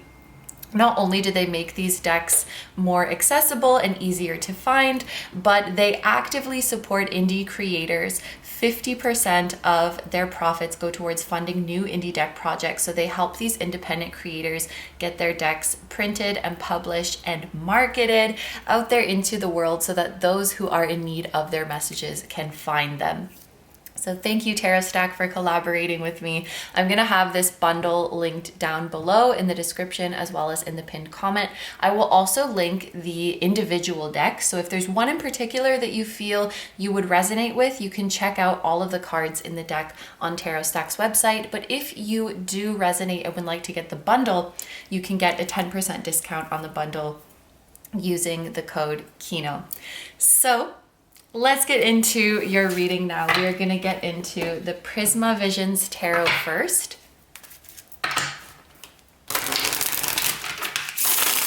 And the first thing that we want to see is, what hopes should you keep alive? What is something that Spirit wants you to remain hopeful about?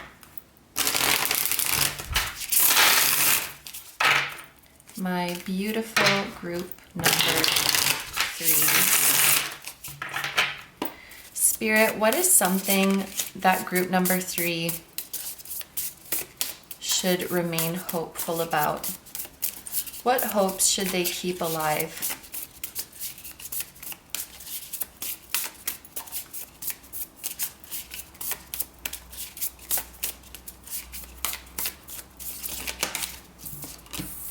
We have the 6 of Pentacles and the Lovers. Okay, so we have 2 number 6s. There's actually going to be a part about this later on in the reading where we see what numbers could be significant, what repeating numbers Spirit might use to communicate with you, but it does seem that we already have one here. The number 6 could be a number that Spirit uses to communicate with you. I'm also noticing that we have Taurus and Gemini energy here. So someone with those placements could be significant, or that period of Taurus and Gemini season could be significant for this group. So that would be from the end of April to the end of June. When that's coming up next for you at the time that you're watching this could be significant. Also, this is super specific, but this could be like a Gemini with a Taurus moon, because the 6 of Pentacles is moon in Taurus. The number 6 is all about balance, harmony, reciprocity, also love, like unconditional love and healthy relationships, like beautiful reciprocal energetic exchanges. That is what the number 6 makes me think of. And so this is definitely something that Spirit doesn't want you to lose hope in. Spirit wants you to remain hopeful about love and remain hopeful that the potential for beautiful relationships is out there for you. And this goes for all types of relationships. A romantic soulmate relationship, beautiful friendships, supportive work relationships, harmonious family relationships. Spirit wants you to remain hopeful in your ability to find and nurture and cultivate healthy relationships with others. Spirit wants you to remain hopeful that there is many people, I was going to say there is someone out there, but there are many people out there who love as hard as you, who feel as deep as you, who give as freely as you, who are as generous and caring and sensitive as you, that you are not too much, that you do not give too much, that you do not do too much. That there are people who will appreciate your energy and reciprocate it right back to you. Spirit does not want you to lose hope about this. A pattern that this group may experience in relationships is you may feel this lack of reciprocity where you are being so incredibly thoughtful, considerate, generous, and really showing up for the other person, and they're not giving that energy back. And the last thing you want to do is feel like your relationship is transactional. Like, I gave you this much, so you have to give me this much back. But at the same time, you can't deny that this one-sided giving is exhausting you. And so what is the solution? Do you have to give less? Well, I don't want to do that. I don't want to give less. I want to give freely. I want to love freely. But you may feel that your only resort is to expect less from the other person or to give less from your side. But I feel like that just doesn't sit right with you. I feel like what you really want to experience is to be able to give to your heart's content to someone else and to love them with all of your heart and to not have to tone it down and to have them mirror that enthusiasm and give back in the same way. And Spirit doesn't want you to lose hope in that kind of relationship because it does exist and it is out there for you. Also, for those of you who might feel a little pang of sadness, when you see other people experiencing this kind of love, maybe this is just for some of you, rather than feeling like, oh, why can't I have that? Take it as a testament that this kind of love exists. If someone else can experience it, it means that this love is out there and that you can experience it as well.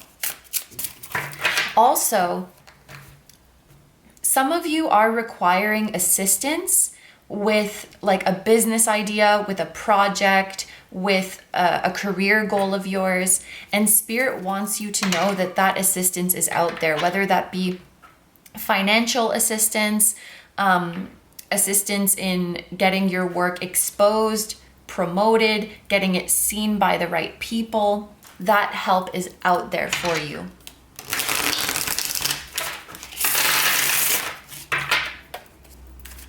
There's also a reassurance. You are not taking too long. And I'm not really sure what that means, but you are not taking too long. You are not going to miss any opportunities because of how long you're taking. Like the bus is not going to leave without you. The metaphorical bus is not going to leave without you.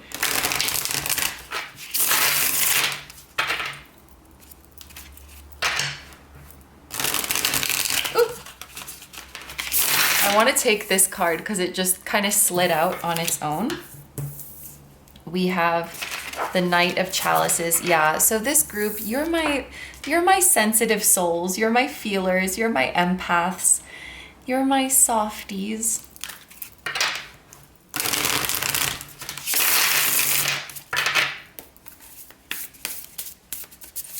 This could also be a confirmation of love coming in.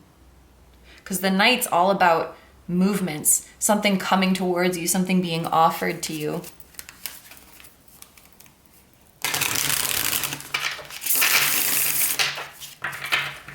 There may be some of you who are experiencing a psychic connection to another person or experiencing telepathic communication with someone, and you either don't know them in the 3D. So it's like you feel the soul connection, but they're not in your 3D reality yet. Or you are not in like a physical 3D union with them at this time. And to those of you with whom that message resonates, Spirit is saying don't lose hope in that union. That one day, the beautiful exchange that you feel psychically, the beautiful exchange that you feel telepathically will be mirrored in a tangible 3D connection. It will not be a connection that you are destined to only experience in the 5D.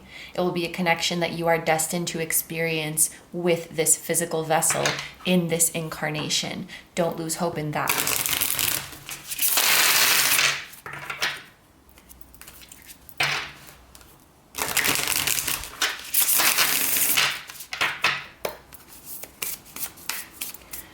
Spirit, what is a limiting belief that group number 3 has, or a fear that group number 3 has that is false and that you would like to address for them? The Queen of Cups. That makes sense. So it's kind of a continuation of what we've been talking about already. And can I just show something cool about this deck? Like, the images go together. So, you know, this is the Knight of Cups, the Queen of Cups, and then like the Page of Cups would connect on this side and the King of Cups would connect on this side. It's really cool. Really beautiful deck. And then we also have the Sun. And look at this artwork. Gorgeous. So the Queen of Cups in this deck and in many decks, she is holding her chalice, which represents her heart, her inner truth, and like her capacity to feel, her capacity to love. She holds it close to her and it's closed. Like in many decks, you would see the cup has a lid on it. In this deck, it looks like she is covering the top of the cup with her hand. And so I feel that a limiting belief you might have is that in order to fit in, so to speak, with the rest of the world, you kind of have to put a lid on your emotions, push them down. There's a limiting belief or a wound around like being too sensitive or your feelings like being too much. And it seems that you've resorted to, like, rather than seeking out relationships with people who can hold the wide spectrum of your emotions and who can sit in the depth of your emotions, it's become this thing of like, let me make them smaller so that they're more comfortable for other people. And this might, with the sun, this might be something that stems from childhood. Some of you could have been like really sensitive children, or like very emotional children. So you maybe cried a lot. You maybe got angry a lot. I was a very angry kid. And it could go the other way as well, where maybe you were super joyful and like, what is the word? Boisterous and bubbly and exuberant. Doesn't just have to be those like quote unquote negative emotions. And this may have been something that was shut down, you know, like quit crying, quit being a baby, or in the case that you were being like boisterous because you were happy, you know, like be quiet. You're bothering me. You're being annoying, like whatever it might have been. It's kind of like this feeling of my emotional expressions are like inherently too much or too big. And so there may be this kind of policing of your emotional expressions, even as an adult. Like, do I cry too much? Is my laugh too loud? Is my anger making someone else uncomfortable? Maybe I'll just put a lid on this cup. And what this is doing is effectively shutting you off from those who would love and appreciate and receive your emotional wealth.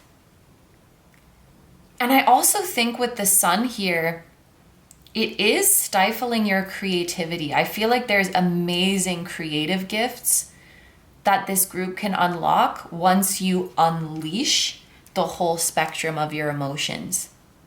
You will create amazing things.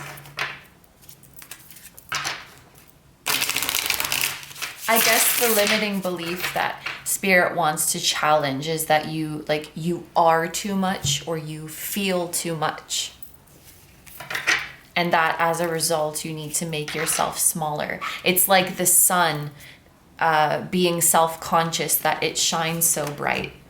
And it doesn't think about that. It just shines uninhibitedly.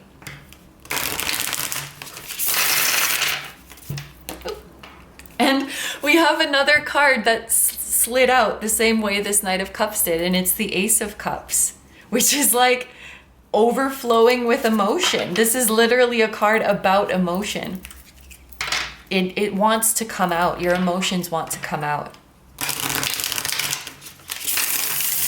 Your love, your passion, your tears.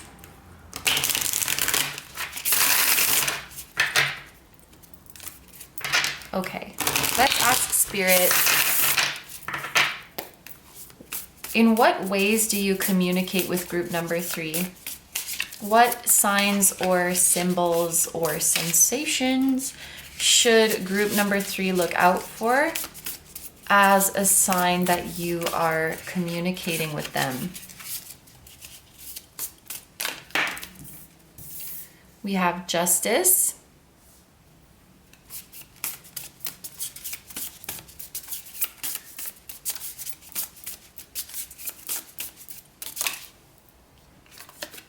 And the Hierophant. Interesting. 2 major arcana. There's actually quite a few major arcana in this spread, like half of the cards. And we have Taurus, Gemini, Leo, and Libra energy present here. And that's interesting, the balance between major and minor arcana. At this point in your life, there may be equal influence between fate and free will, or in your life in general.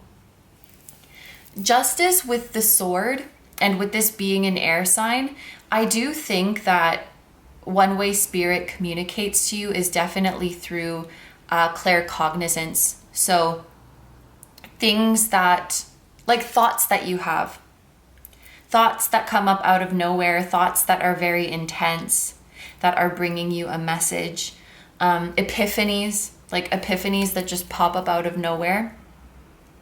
Also, through other people's spoken words. Spirit might often speak to you through people around you. You might find people saying things to you that are either like out of character, like that's not really a normal thing for them to say, and it stands out to you. Or people might say something that has a very specific message to you personally, but like they don't realize that. So I'm trying to think of an example. Let's say you had a passed on loved one and their nickname for you was baby sheep. I have a blanket with a hood on it, and the hood has like a sheep face and sheep ears, and I just looked over and saw it. That's where that came from. So let's say this passed on loved one's nickname for you is baby sheep. A little bit odd, right? A little bit specific. And then maybe one day you're at a party and you meet a girl in the bathroom and you talk and she's like, "You're so cute. You're like a baby sheep," you know? Like that's very specific to you, but the person saying that probably in the moment doesn't realize that, but their higher self is allowing spirit to come through them in that way to bring a message to you. Yeah. Or again, someone saying something that is just so out of character for them. You're like, I know that is spirit talking. Like that's not coming from this human. And then we also have the Hierophant, which Hierophant often makes me think of higher self. So the messages that we're receiving today, they may be equally from your higher self as much as they are from spirit. I think that they could also communicate to you through, I want to say texts, and more specifically, I am thinking of books. I'm thinking of physical paper books. So when you are reading a book, certain words or phrases might jump out at you, or when you're writing as well, when you're journaling. And again, there's an emphasis on handwriting rather than on typing. Spirit could communicate to you through educational materials or educational resources as well. Yeah, so I also think with this duality between air and earth, there's a feeling that spirit equally communicates to you through physical, tangible things like objects, such as books, as well as through ideas, so like thoughts and spoken words. Now we are going to move on to your Wise Animal Body Oracle. And let me just, to make room for these cards, I'm just gonna we'll put these extra ones here.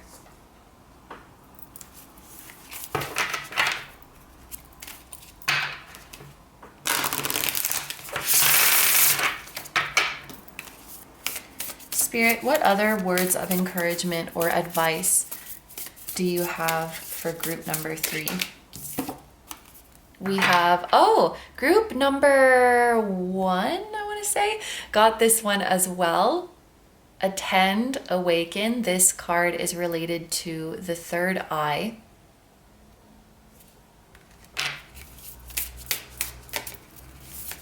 which I feel like this is so beautiful because the third eye sees past the veil of the physical world. And I think that a lot of what Spirit wants to confirm and reassure to you is that it is possible for you to live a 3D experience that mirrors all of the beauty and all of the joy that you have felt in your 5D experience.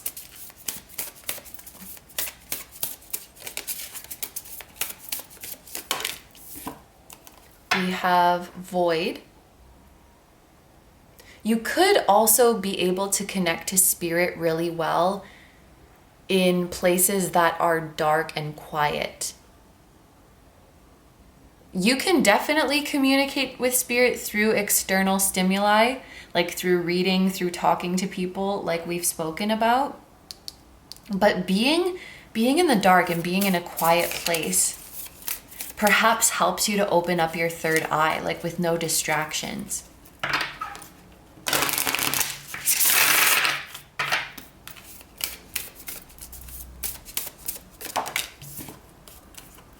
We have nature, analog, and group number 2 got this card. So you're sharing a couple cards with different groups. And we actually did read this from the guidebook in the last pile, so I remember very clearly what it was about. It was about like disconnecting from the digital world, disconnecting from your devices, from social media, because there's just so much noise there, and it makes our nervous system even more anxious. And reconnecting to nature, which is where we truly feel calm, and also where we connect to our inherent divinity and perfection. A lot of the times being in the digital world makes us feel like shit. It makes us feel pressure that we have to change, that we have to be one certain way. And when we reconnect with nature, with the nature around us in the world and the nature that exists within us, we remember that we are perfect just as we are. So I feel like just tuning out from all the BS in the world around you and seeing through the illusion of the BS around you and reconnecting to nature will be a great way to hear Spirit.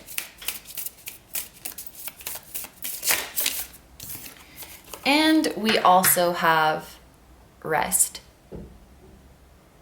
Rest could be very important for this group. It's important to all humans, but if you are a highly sensitive person, and if you are an empath, which I really think you are, judging from this reading, you may need more rest than, and I say this with strong finger quotes, than the average person, because what even is the average person? You may need to sleep more, for example, than your partner, or than your family, or than your friends. You may need more time to recharge after a social event. When you're traveling, when you're on a trip, you may not be able to do such a tightly packed schedule. You need to schedule days of nothing in your travels. And I feel like it's important to surround yourself with people who understand that and who don't shame you for it. Because, it may be something that it's like you already feel bad enough for it in a society that is so like go, go, go and perceives rest as laziness. That, like, for example, if you were traveling with someone, let's say you're on a 7-day trip and you know you're going to need just 1 or maybe even 2 days of like total rest and recuperation, and you're with someone who's going to be like, oh, come on, like that's such a waste of our trip, even if they don't mean to pressure or shame you with that statement. I feel like that's not the vibe that we want around you. We want your rest to be honored and respected and even like seen as something sacred, because when you show up fully recharged, it is a beautiful thing to behold. When you show up fully recharged and like purged of the BS energy that you collected as you moved through the world, and like restore your own authentic energy, and you show up like that, it is a blessing to behold. And so anyone who knows and loves your energy, they're gonna honor your rest. they're going to encourage your rest because they know that means you are recharging.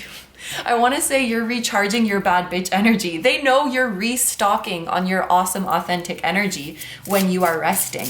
And if they're your spiritual friend or spiritual companion, they know that you're probably having some crazy ass vivid dreams or receiving downloads that you can then share with them.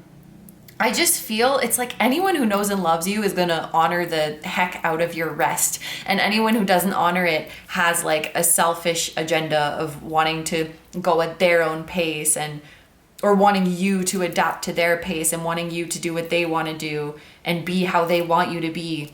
I feel like this is coming through as, like, it seems like such a simple card, but it's coming through as pretty deep, like pretty important for this group. And so I think this is the one that we will read out of the guidebook today for my lovely group number 3s. Let's see what the rest passage has to say. Oh, here she is. So it is on pages 91 and 92 in case those are relevant numbers. Those could be like, someone could be born in 91 or 92. Okay, rest belongs to all of us. It is our right as humans to rest as often and as deeply as we need to. It is the plight of all people in this day and age to find not only time to rest, but reason to. We've all been brainwashed to some degree that we should be earning our rest. You may find yourself asking, have I done enough today? Have I been productive enough? When evaluating whether or not any true relaxation time is deserved. Unmarrying the notion of deserving from rest is a journey. Remind yourself that the body requires rest for every possible function and that you are doing a great thing for your whole being by laying down, shutting your eyes, and melting into oblivion for a while. Your question is, what is your relationship to rest? Are you a workaholic? Do you conflate your own personal value with how productive you are? And your wise body task, go take a nap. If you can't sleep, that's okay. Just close your eyes and drift, even if it's only for 10 minutes. Go and nap ASAP. Make rest a priority. Take breaks throughout the day, lots of them. You are much more than your productivity, but it is also extremely productive for your body to rest. And your mantra is, rest is mine to take, whenever I need it, and for however long. I do not allow indoctrination to dictate this. Yes, laziness is fake. It is an invention of capitalism.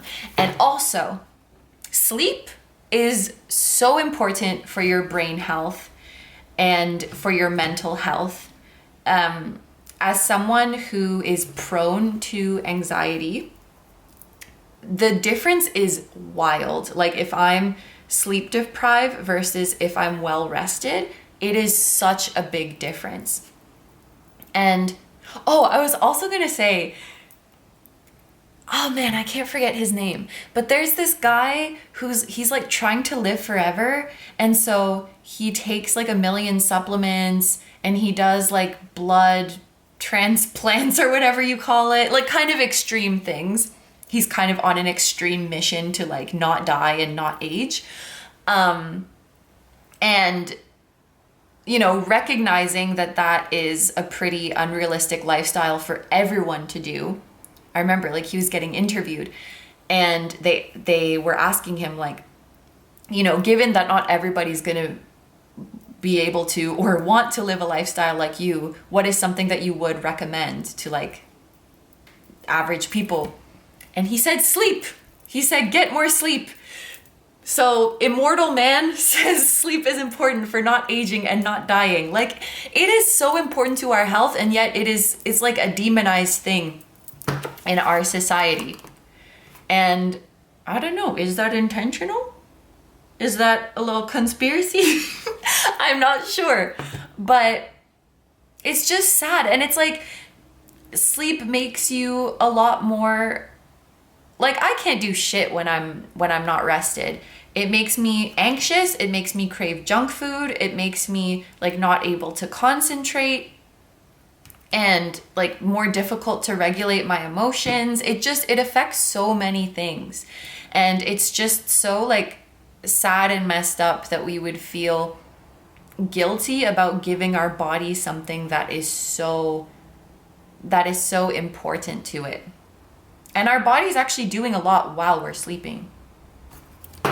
Anyway, I'm gonna get off my sleepy soapbox now and let's roll some dice. So I'm gonna roll these 2 number dice to see what numbers the spirit might want to bring to your attention.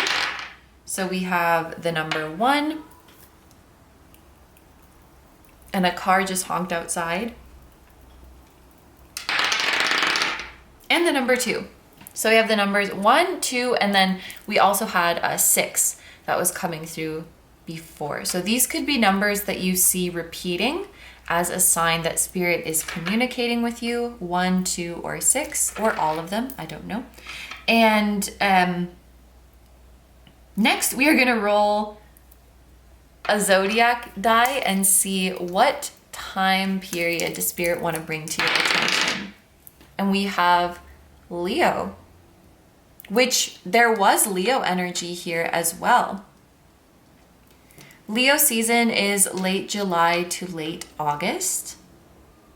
And we also had Taurus and Gemini coming through as well, in terms of like a time that could be important. And then finally, what is an energy that you will be embodying, or an energy that you are encouraged to embody at this time? We have the moon. That makes a lot of sense. Like, moon is the celestial body that influences your emotions, like the fluctuations of your emotions, your sensitivity, your innermost world. Moon in Leo feels like a very innocent, playful, affectionate, childlike energy. So this could be an energy that you are, that you're embodying. And just because like the zodiac seasons that we've been mentioning, in the northern hemisphere, those correspond with like the spring and summer seasons. So I feel like the spring and summer seasons could be a time of like growth and blossoming for this group, and really coming to accept and embrace your sensitivities and your deeply emotional nature. Your ability to express your emotions, it allows you to connect more deeply and to show more love and appreciation with the world around you. And I think it's very important. So I think those are all of the messages that Spirit and I have for you today. So I'm going to end the reading here. Thank you so much for letting me do this reading for you. Thank you so much to Spirit for coming through and facilitating these messages. Thank you so much to Tarot Stack for collaborating with me on yet another seasonal bundle. And thank you so much to the creators of these amazing decks. It has been such a pleasure to use them. They are beautiful individually and they are beautiful together. I'm loving using them together. I'm going to have this bundle linked down below in the description and the pinned comment. I will also link the individual decks, so whether you are feeling drawn to one of these decks or both of them, you can check out all of the cards on Tarot Stack's website and see how you resonate. And if you would like to get the bundle, remember that you can get a 10% discount using the code KINO. I hope you guys have a wonderful day or night whenever you're watching, and I wish you all the best. Please take good care of yourself, stay healthy. Don't forget to like, comment, and subscribe if you feel like doing that. If you enjoy my content and you like to find me elsewhere, I'm going to have linked down below my tarot reading Instagram, my personal Instagram, my Patreon, where you can watch tons of timeless, exclusive pick a card readings just like this one. And you can also decide on topics for future readings. I will link my music channel, which includes the intro song of this video. That is an original song. I will also have my latest release linked down below, which did come out quite recently. I'm so excited that she's here. Be sure to check it out, link down below. And I will also link my vlog channel and my merch, which features the floating temple that was at the start of this video. Lots to check out, lots of links, but I'm appreciative just to have you here, and anything that you decide to check out, any way you decide to support me, I'm so, so grateful. Thank you so much for being here and supporting literally anything I do. I'm sending so much love to you, to anyone who appeared in this reading, either directly or indirectly, to your higher self, your spirit guides, your spiritual team, to spirit itself, and to all of your loved ones, both here on earth and in the other realms. And I will see you guys in the next one. Bye-bye. Hi, number fours. So if you guys chose the green calcite, this is going to be your reading. Thank you very much for being here with me and spirit.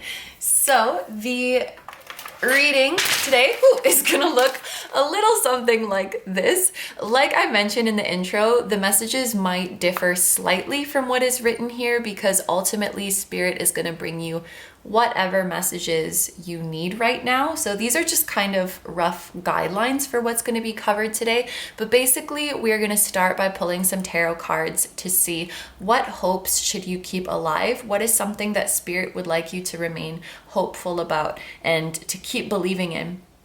Then we are going to address a limiting belief or a fear that you're holding on to that is false. And then we're going to ask spirit how it communicates with you. So what are some signs or symbols or senses that you should look out for to know that spirit is trying to send you a message? And then we're going to pull some oracle cards for any additional words of encouragement or advice that spirit might have for you. So that is the reading today. And we are going to be using the Prisma Visions Tarot and the Your Wise Animal Body Oracle, two stunning decks, and together they make the KINO Tarot Winter Bundle, which I've curated in collaboration with Tarot Stack.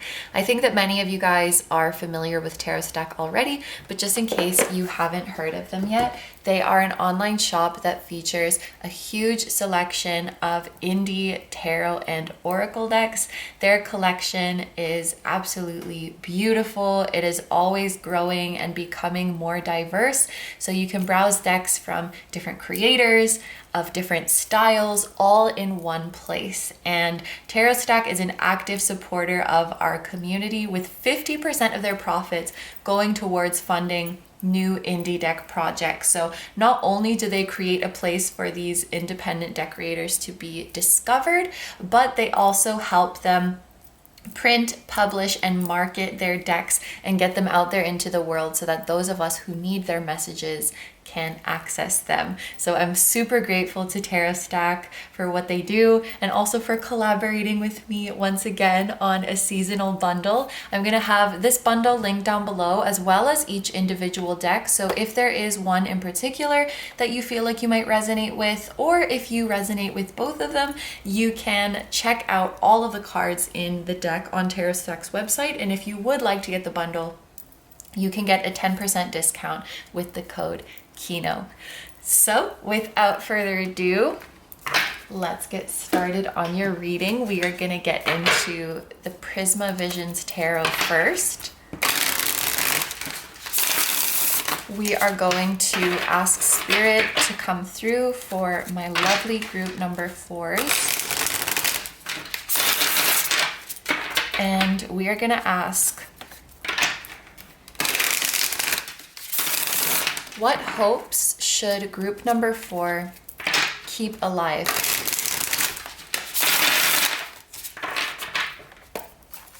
What should group number 4 remain hopeful about? What should group number 4 keep believing in? We have the 10 of Swords and the Fool. Okay, as soon as the 10 of Swords came out, this is a message of this will all be over soon. So this group here, my number 4s, this is probably going to be a pretty specific energy, and you will know quickly if this group is for you or not, because what I'm seeing is that you guys are in a situation that you are dying to get out of.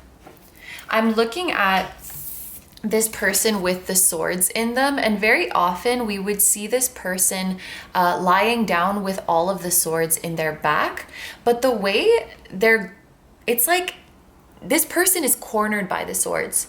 The swords are coming at them from all angles. It feels like there is nowhere to turn, there is nowhere to run. 444, as I'm talking about this, the fact that the swords are kind of making a circle as well, it kind of feels like an endless cycle. There may be a cycle that you are struggling to get out of, a situation that you want to get out of, or for some of you, it may feel like you are living the same day or living the same things over and over again, and you just want to be freed. And the fact that this person is being carried by like a giant bird in the bird's talon, I feel that many of you who chose this group feel kind of powerless to your situation. Like, I want to get out of this, but it's going to take some kind of divine intervention. Like, I can't do this on my own. And of course, this could be so many things. Like, it could be a job that you desperately want to get out of, a household, a living situation, a town that you desperately want to get out of. It could be like obsessive thoughts, addictions, something like that, like a mental cycle that is perpetuating that you just can't seem to get out of. But Spirit wants you to remain hopeful that this will all be over. And it's so beautiful that you got the Fool as your next card, because 10 represents completion. It represents an ending. 0 represents a completely fresh slate, like a complete new beginning. And the Fool, as just like the meaning of the card, the Fool is you're embarking on a new journey. And I'm also looking at how, well, there's birds on both of these cards, but in this card, the person and the bird are flying this way. And on the Fool card, the pelican is facing that way. And so it is giving the feeling of your situation doing a 180. You are making a 180. And really letting go of the burdens from your past, because the Fool has this feeling of being wiped clean. This is kind of a weird example, but I just thought of someone getting out of jail, but Spirit is saying, like, it's not just that they're getting out of jail, but their record is also being wiped clean. So it's like, I'm not saying you guys did anything like criminal. That's why I say it's a weird example. But it's not just that you're getting out of your situation, but any unfavorable result of you having been in that situation is also getting cleared off. Maybe a better example is like, not only do you get free from debt, but your credit score is not affected or something like that. You really are like getting off free or getting off with a completely clean slate after this. Another example is like overcoming an addiction and finding out that there's no lasting effects on your health or something like that. You could really, I don't want to say move forward as if this didn't happen, because I'm sure that there are lessons that you will carry with you, but you know, moving forward, being free from any lasting negative repercussions is basically how it's coming through. So Spirit wants you guys to have hope that this situation you are feeling stuck in, that this loop you're feeling stuck in, this thing that is draining you or stressing you out, will be over soon. And the fact that we have 2 air cards as well, with air being the fastest element, this is likely going to happen sooner than you think. And I would even say that this 180 you're experiencing, like that you can confidently say, my life is going in a completely different direction now, that you will be able to say that in less than a year from whenever you're watching this. So let's ask Spirit about a limiting belief or a fear that is not true. Spirit, what limiting belief or fear does group number 4 have that is not true, that you would like to address for them. So we have the Knight of Wands,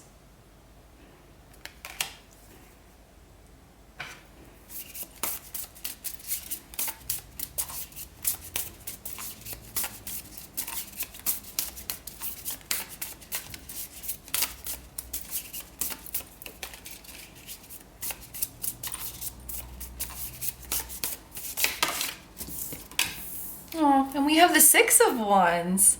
Wow. It's funny. At first I thought this was the Six of Swords just because of the imagery.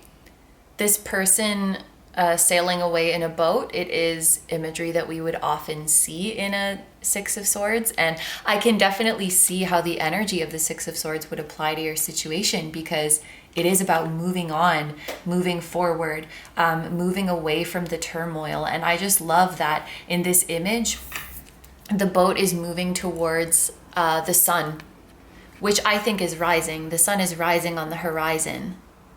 So it kind of builds off the previous energy that we talked about. I do think that one limiting belief that this group has is that things can't get better, or it's a fear that things won't get better. And Spirit definitely wants to challenge that. But I'm also seeing here, this is you moving away from your past and pursuing something that you are passionate about and building a name for yourself because of that.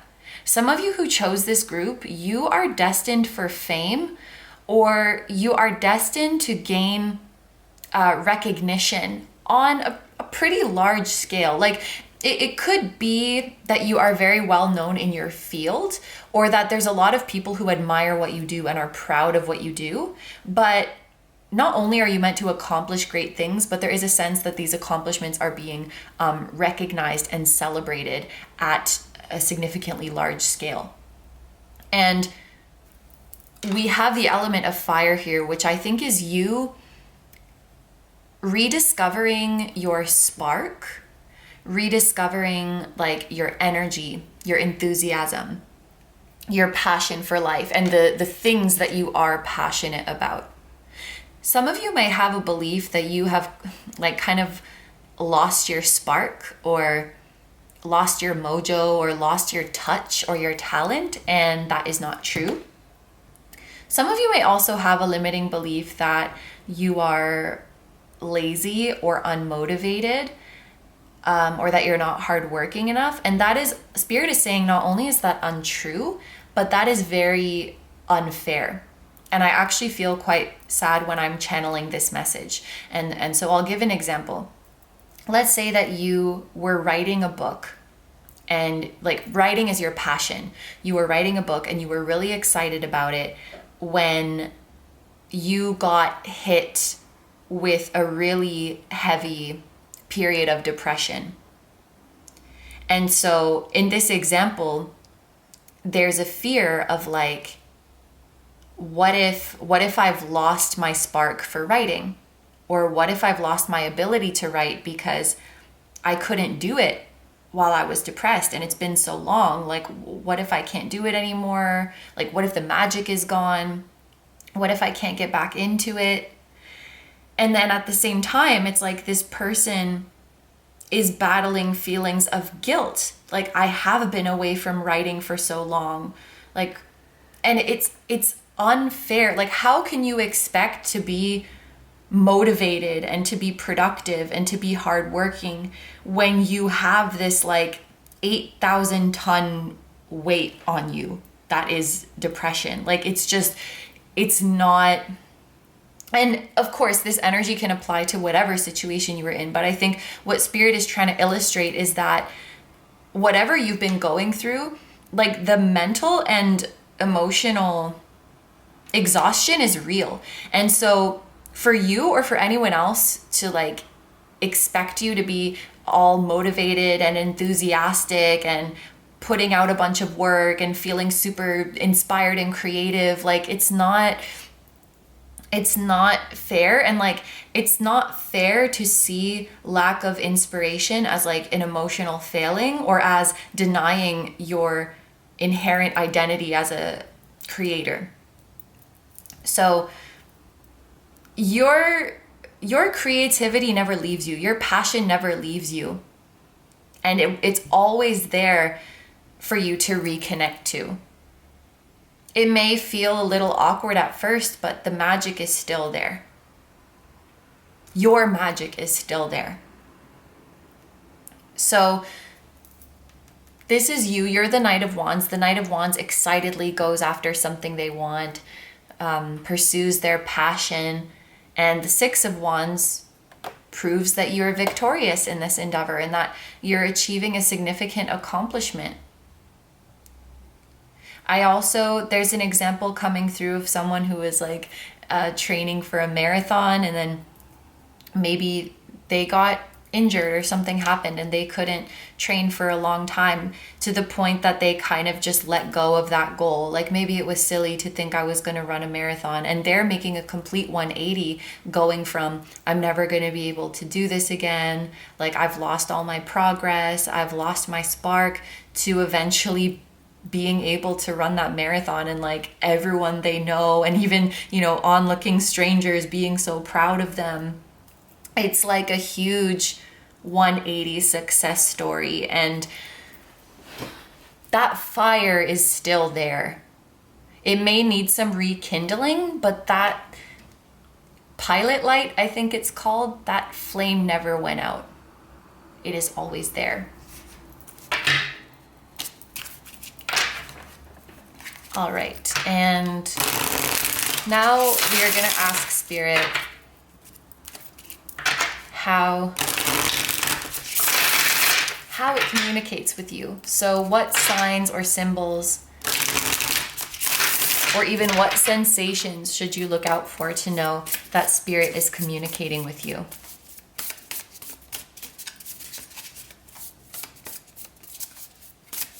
Spirit, how do you communicate with group number 4? And what kinds of things should they look out for to know that you are talking to them? We have the 9 of Chalices, which is the 9 of Cups. And we have the Page of Pentacles. The first thing that came to my mind with the 9 of Cups, I guess in a way this is how Spirit communicates to you, but I feel like this is more so guidance on how to discern what is your soul talking and what is your ego talking. When you have a feeling of not being enough, anything that makes you feel not enough, or anything that tells you that you are not enough, or that you are not doing enough, that is not coming from your soul. Anything that celebrates how far you've come, that celebrates what you already have done and what you already do have, and is happy for who you are already, that is coming from your soul.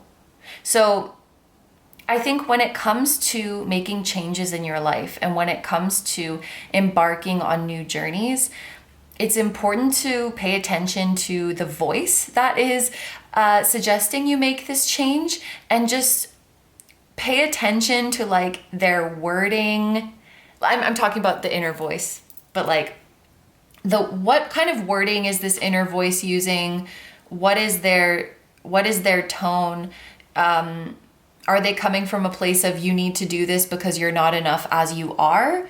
Or are they coming from a place of you're amazing as you are, I'm really happy with what you do have and what you've accomplished, and I think that this could bring even more joy into your life?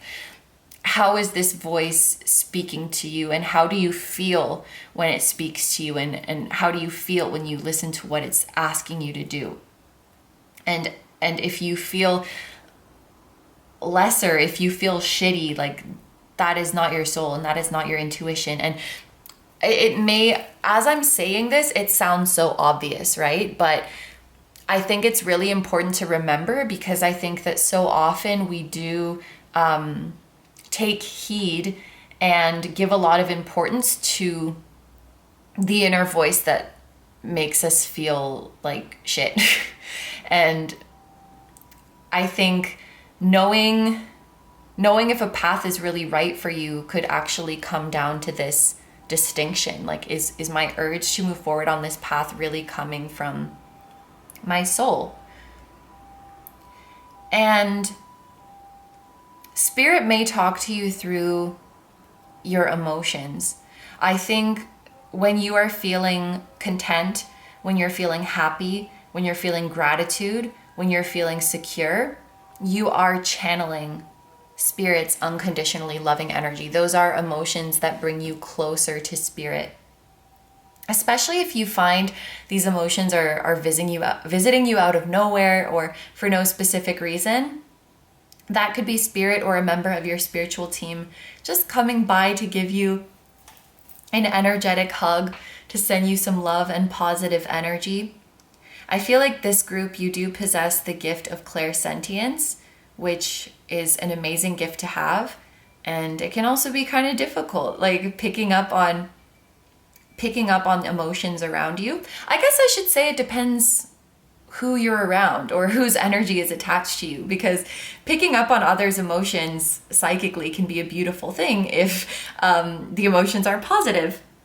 If the emotions are challenging, it can be a very draining thing. And some of you who chose this group, you might have the tendency of picking up on other people's emotions and acting on them as if they were your own.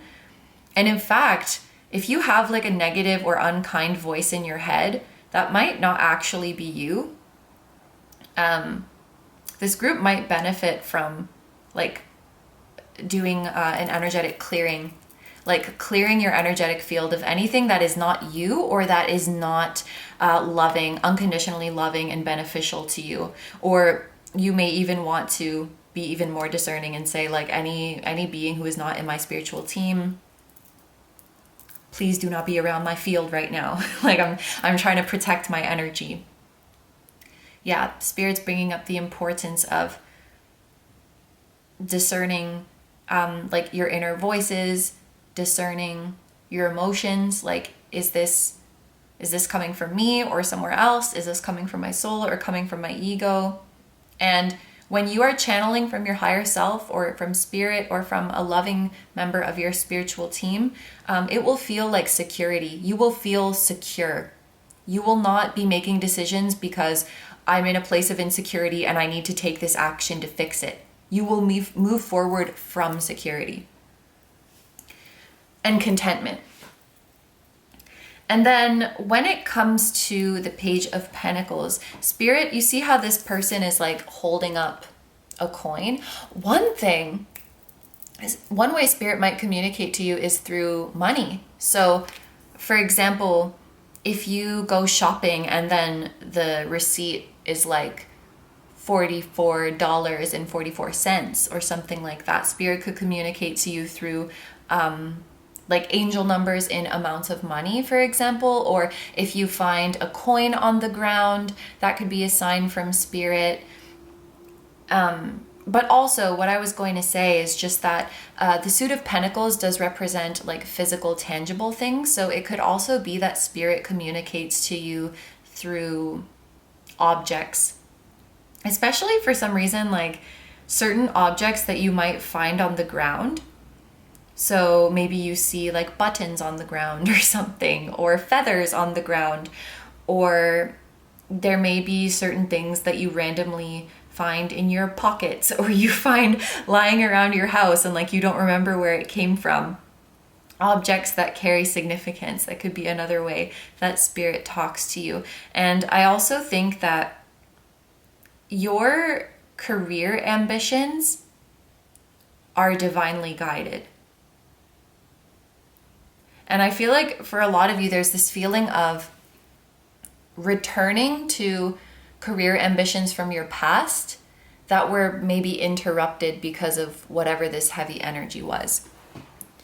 But now let's pull some cards from Your Wise Animal Body Oracle and see what additional words of encouragement or advice Spirit has for you.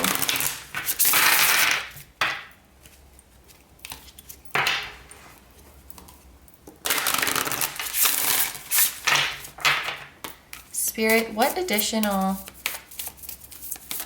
messages or guidance do you have for my group number 4s?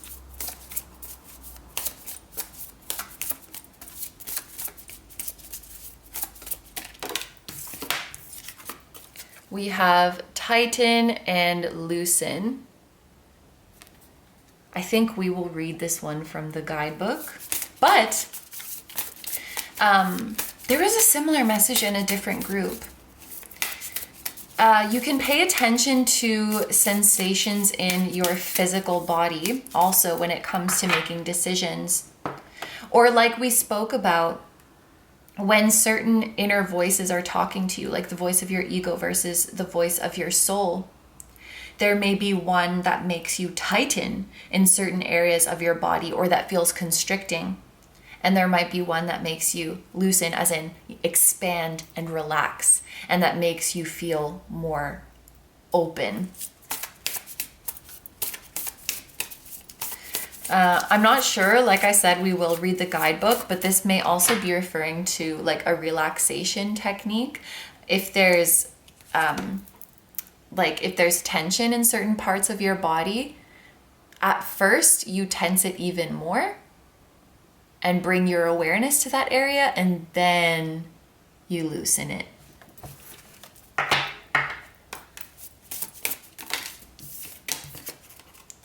We have attend, ground. So this is related to the root chakra. Definitely there's a feeling of, and I mean, this is your wise animal body oracle. So it is a deck that is all about being in your body, but with you getting a card about grounding and the root, there is definitely a feeling of coming back, coming down into your body, perhaps, from up in your head, from up in the clouds, from over in other people's energies, and coming back to you, coming back to your physical vessel. And this exercise of tightening and loosening and just being aware of those sensations could help you come back into your body. Kind of unrelated side note, but sometimes when I'm running, I just start like unconsciously doing this, like what is it called? Flexing and scrunching my hands over and over again. Maybe it distracts me from how tired I am.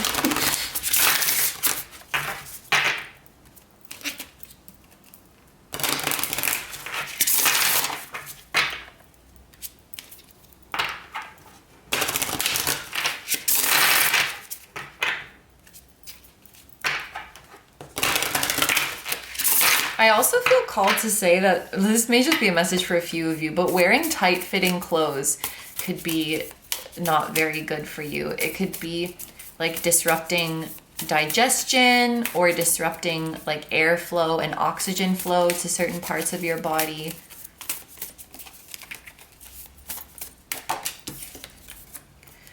Wow, 3 out of 4 groups have gotten this card. And for every group that has gotten this card, it comes out as the 3rd card. Very interesting. So this also is a very grounding card because it talks about disconnecting from the digital world and reconnecting to nature, to the your actual tangible physical surroundings. Birds seem to be relevant for this group as well. We have the pelican here, we have the bird here, we have this giant bird here. Birds flying over your head could also be a sign that spirit is with you. Or if you see birds flying really close to you. Like I remember once I was walking down the street and it was 2 birds and they like flew up from the ground and they came so close to my face and then they flew away. And I was like, okay, spirit, I see you. It was so cool. Birds could also like land on your balcony or land on your windowsill. And that is a sign from spirit.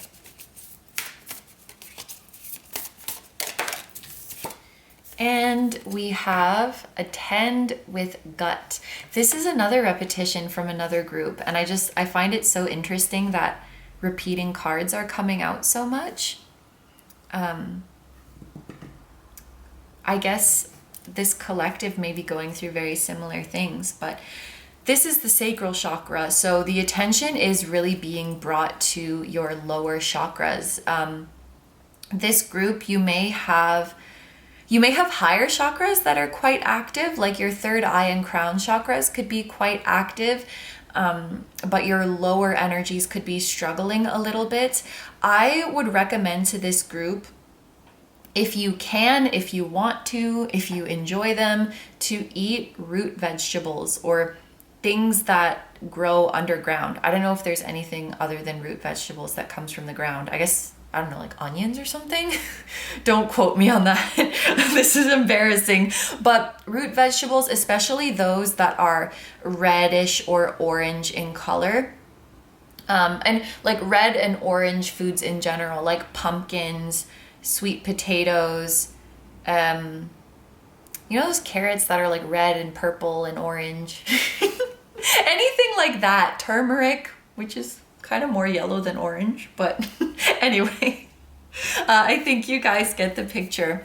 Also, listening to meditative music for the root and sacral chakra, or listening to meditative music that is in the keys of C or D, or C sharp as well, could be useful to you. I think it's really, the lower chakras that need your attention. We have ground and gut. It's interesting that that message came through about tight clothing. Maybe that is for more of you than I originally thought, because, for example, if you're wearing tight pants, it can disrupt your digestion. It can cause bloating. Your gut health could be asking for your attention right now. And gut health is very closely linked to brain health or mental health as well. So that may be something that you feel called to look into. You may be called to more natural foods or more natural products. And that's not to say that natural equals good, chemical equals bad all the time, but you may just find that you're gravitating more towards like foods as they appear in nature, or like, whole foods, basically. Yeah. And I think the more that you are grounded in your body, the more you will be able to trust your gut feelings. And your gut, your stomach, your lower stomach area, that could also be a place where spirit gives you messages. You may feel an expanding feeling or a contracting feeling in your gut as a sign that something is right for you or not right for you. So let's read. I wanted to read the tighten and loosen passage from the guidebook. Where is she? Oh, here she is. Okay. It is on pages 102 and 103. Insight, also known as progressive muscle relaxation or PMR, this is a two-step technique that develops mindfulness about where we are tense in our bodies by that's what I thought it was. I may have pulled this card before. By exaggerating it briefly and then consciously releasing it. Most of us carry tension that we are unaware of. Clenched jaw, tight shoulders, tense neck, back. We may even flex our feet and not be fully cognizant of doing so. Becoming aware of hidden stored tension can go a long way in discharging it over time. If you do a quick body scan right now, can you pinpoint any areas of tension? Are you aware of bodily tension that you can't seem to do away with? Get yourself in a comfortable position, ideally in a recline, but not completely lying down, as the goal is to remain awake during the process. Begin with your face, forehead, and jaw. Furrow your brow for a few seconds, then relax it. Scrunch up your nose and relax it. Clench your jaw and relax it. Move down slowly to your shoulders through the large and small muscle groups of your arms, then through your chest, abdomen, pelvis, buttocks, legs, and feet. Be very careful not to hurt yourself by tensing up too hard. Spend a few moments on each body part. Take note of how you feel before and after. And your mantra is, I dissolve tension with a daily mindful practice. I'm a huge jaw clencher, so I could probably benefit from that exercise. So the last thing that we are going to do in this reading is roll some dice. So first I have these two number dice, and we're going to see what numbers Spirit wants you to look out for. We have the number 2 and the number 4. So, and I think we actually saw 444 in this group. I saw 444 during this reading, and you guys are group number 4. So pay attention to repeating 2s, repeating 4s, or you could be seeing like 24, 24, 42, 42, 2442, or any variation like that. Then we're going to see what time period does Spirit want to bring to your attention. And we have Libra. There's another group that got this too. Libra season is late September to late October. So of course, this is a timeless reading. You could be watching this at any time of the year, but the next Libra season from when you are watching this, something significant could be happening. And then we're going to see what energy will you be embodying, or what energy are you encouraged to embody at this time. And we have Mercury. So first of all, there could be an important communication coming in for you around this time, like around Libra season. You could be receiving important communication from a specific person of interest. You could be hearing back like results from a job interview, from an application, getting a reply from something that you did. Basically what I'm trying to say is hearing back about results. You could also be embarking on a new journey in terms of your education, learning a new skill. I think that the energy Spirit is asking you to embody is one of curiosity. That's really what I'm picking up from this Mercury energy. I think in this next stage of your life, as you are revisiting your spark, as you are reclaiming your magic, Spirit is encouraging you to be in like a curious energy, and also to be comfortable with like the beginner mindset. We have the Page of Pentacles, which, Page is like young and full of promise. The Fool is a clean slate. And Mercury does feel like a youth. I feel like Mercury represents a youth that is eager to learn and eager to engage with its surroundings and to expand. And so I feel like in this new energy you're stepping into, you are embracing, I'm imagining you are like a sponge, and you are embracing that you might not have a lot of liquid in you right now, because the less liquid you have in you as a sponge, the more new liquid you can soak up. And that will be something that is exciting to you, because you're this like curious cat that wants to learn more and wants to adopt new skills, rather than feeling upset that you're not holding a lot of liquid already, and that you should be holding more liquid. You're excited about all the liquid that you can absorb.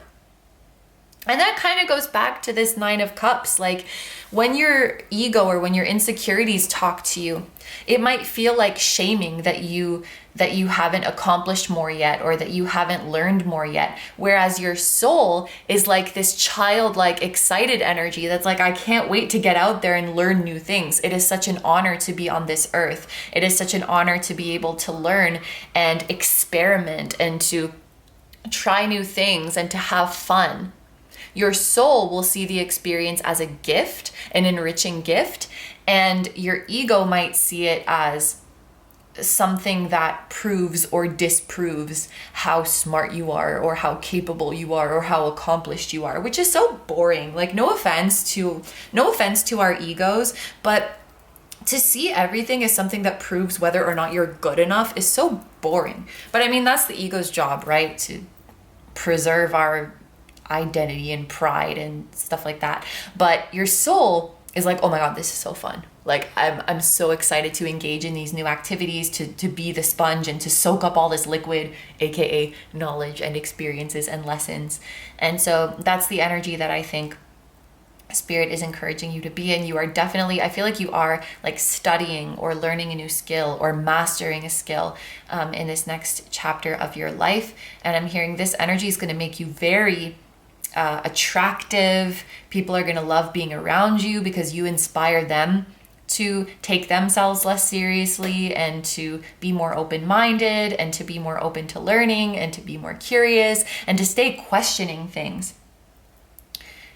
It's a very like intellectually inspiring and just overall uplifting energy to be around. So I think you'll be attracting a lot of like admirers into your circle as you embody this energy.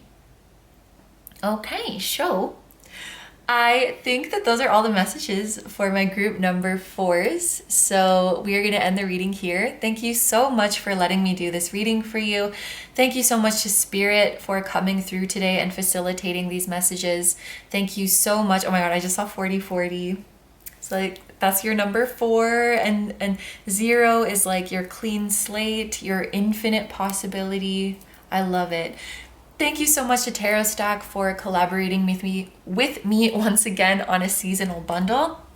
And thank you so much to the creators of these decks. It has been such an honor to use them. They are beautiful individually. They are beautiful together. I love how they go together. I've been having such a good time using them in this reading today. I'm going to have this bundle linked down below. If you want to check out the bundle, or if you want to check out one of these decks individually, you can also do that. I'll have them linked down below. And you can check out all of the cards in the deck to see how you resonate with their images and their messages. And remember that if you would like to get the bundle, you can get a 10% discount using the code KINO. I hope you guys have a wonderful day or night whenever you're watching, and I wish you all the best. Please take good care of yourself, stay healthy. Don't forget to like, comment, and subscribe if you feel like doing that. If you enjoy my content and you'd like to find me elsewhere, I'm going to have linked down below my tarot reading Instagram, my personal Instagram, my Patreon, where you can watch tons of timeless, exclusive pick a card readings just like this one, and you can also decide on topics for future videos. I will link my music channel, which includes the intro song of this video that is an original song. I will also have my latest release linked down below, which is brand new. I'm so excited to share her, so be sure to check that out. And I will link my vlog channel and my merch, which includes the floating temple that was at the start of this video. Thank you guys so much for supporting me, my channel, and anything I do ever. I'm just forever grateful that you are here and that you watch all the way to the end. And I am sending so much love to you, to anyone who appeared in this reading, either directly or indirectly. I am sending love to your higher self, your spirit guides, your spiritual team, spirit itself, and to all of your loved ones, both here on earth and in the other realms. And I will see you guys in the next one. Bye bye.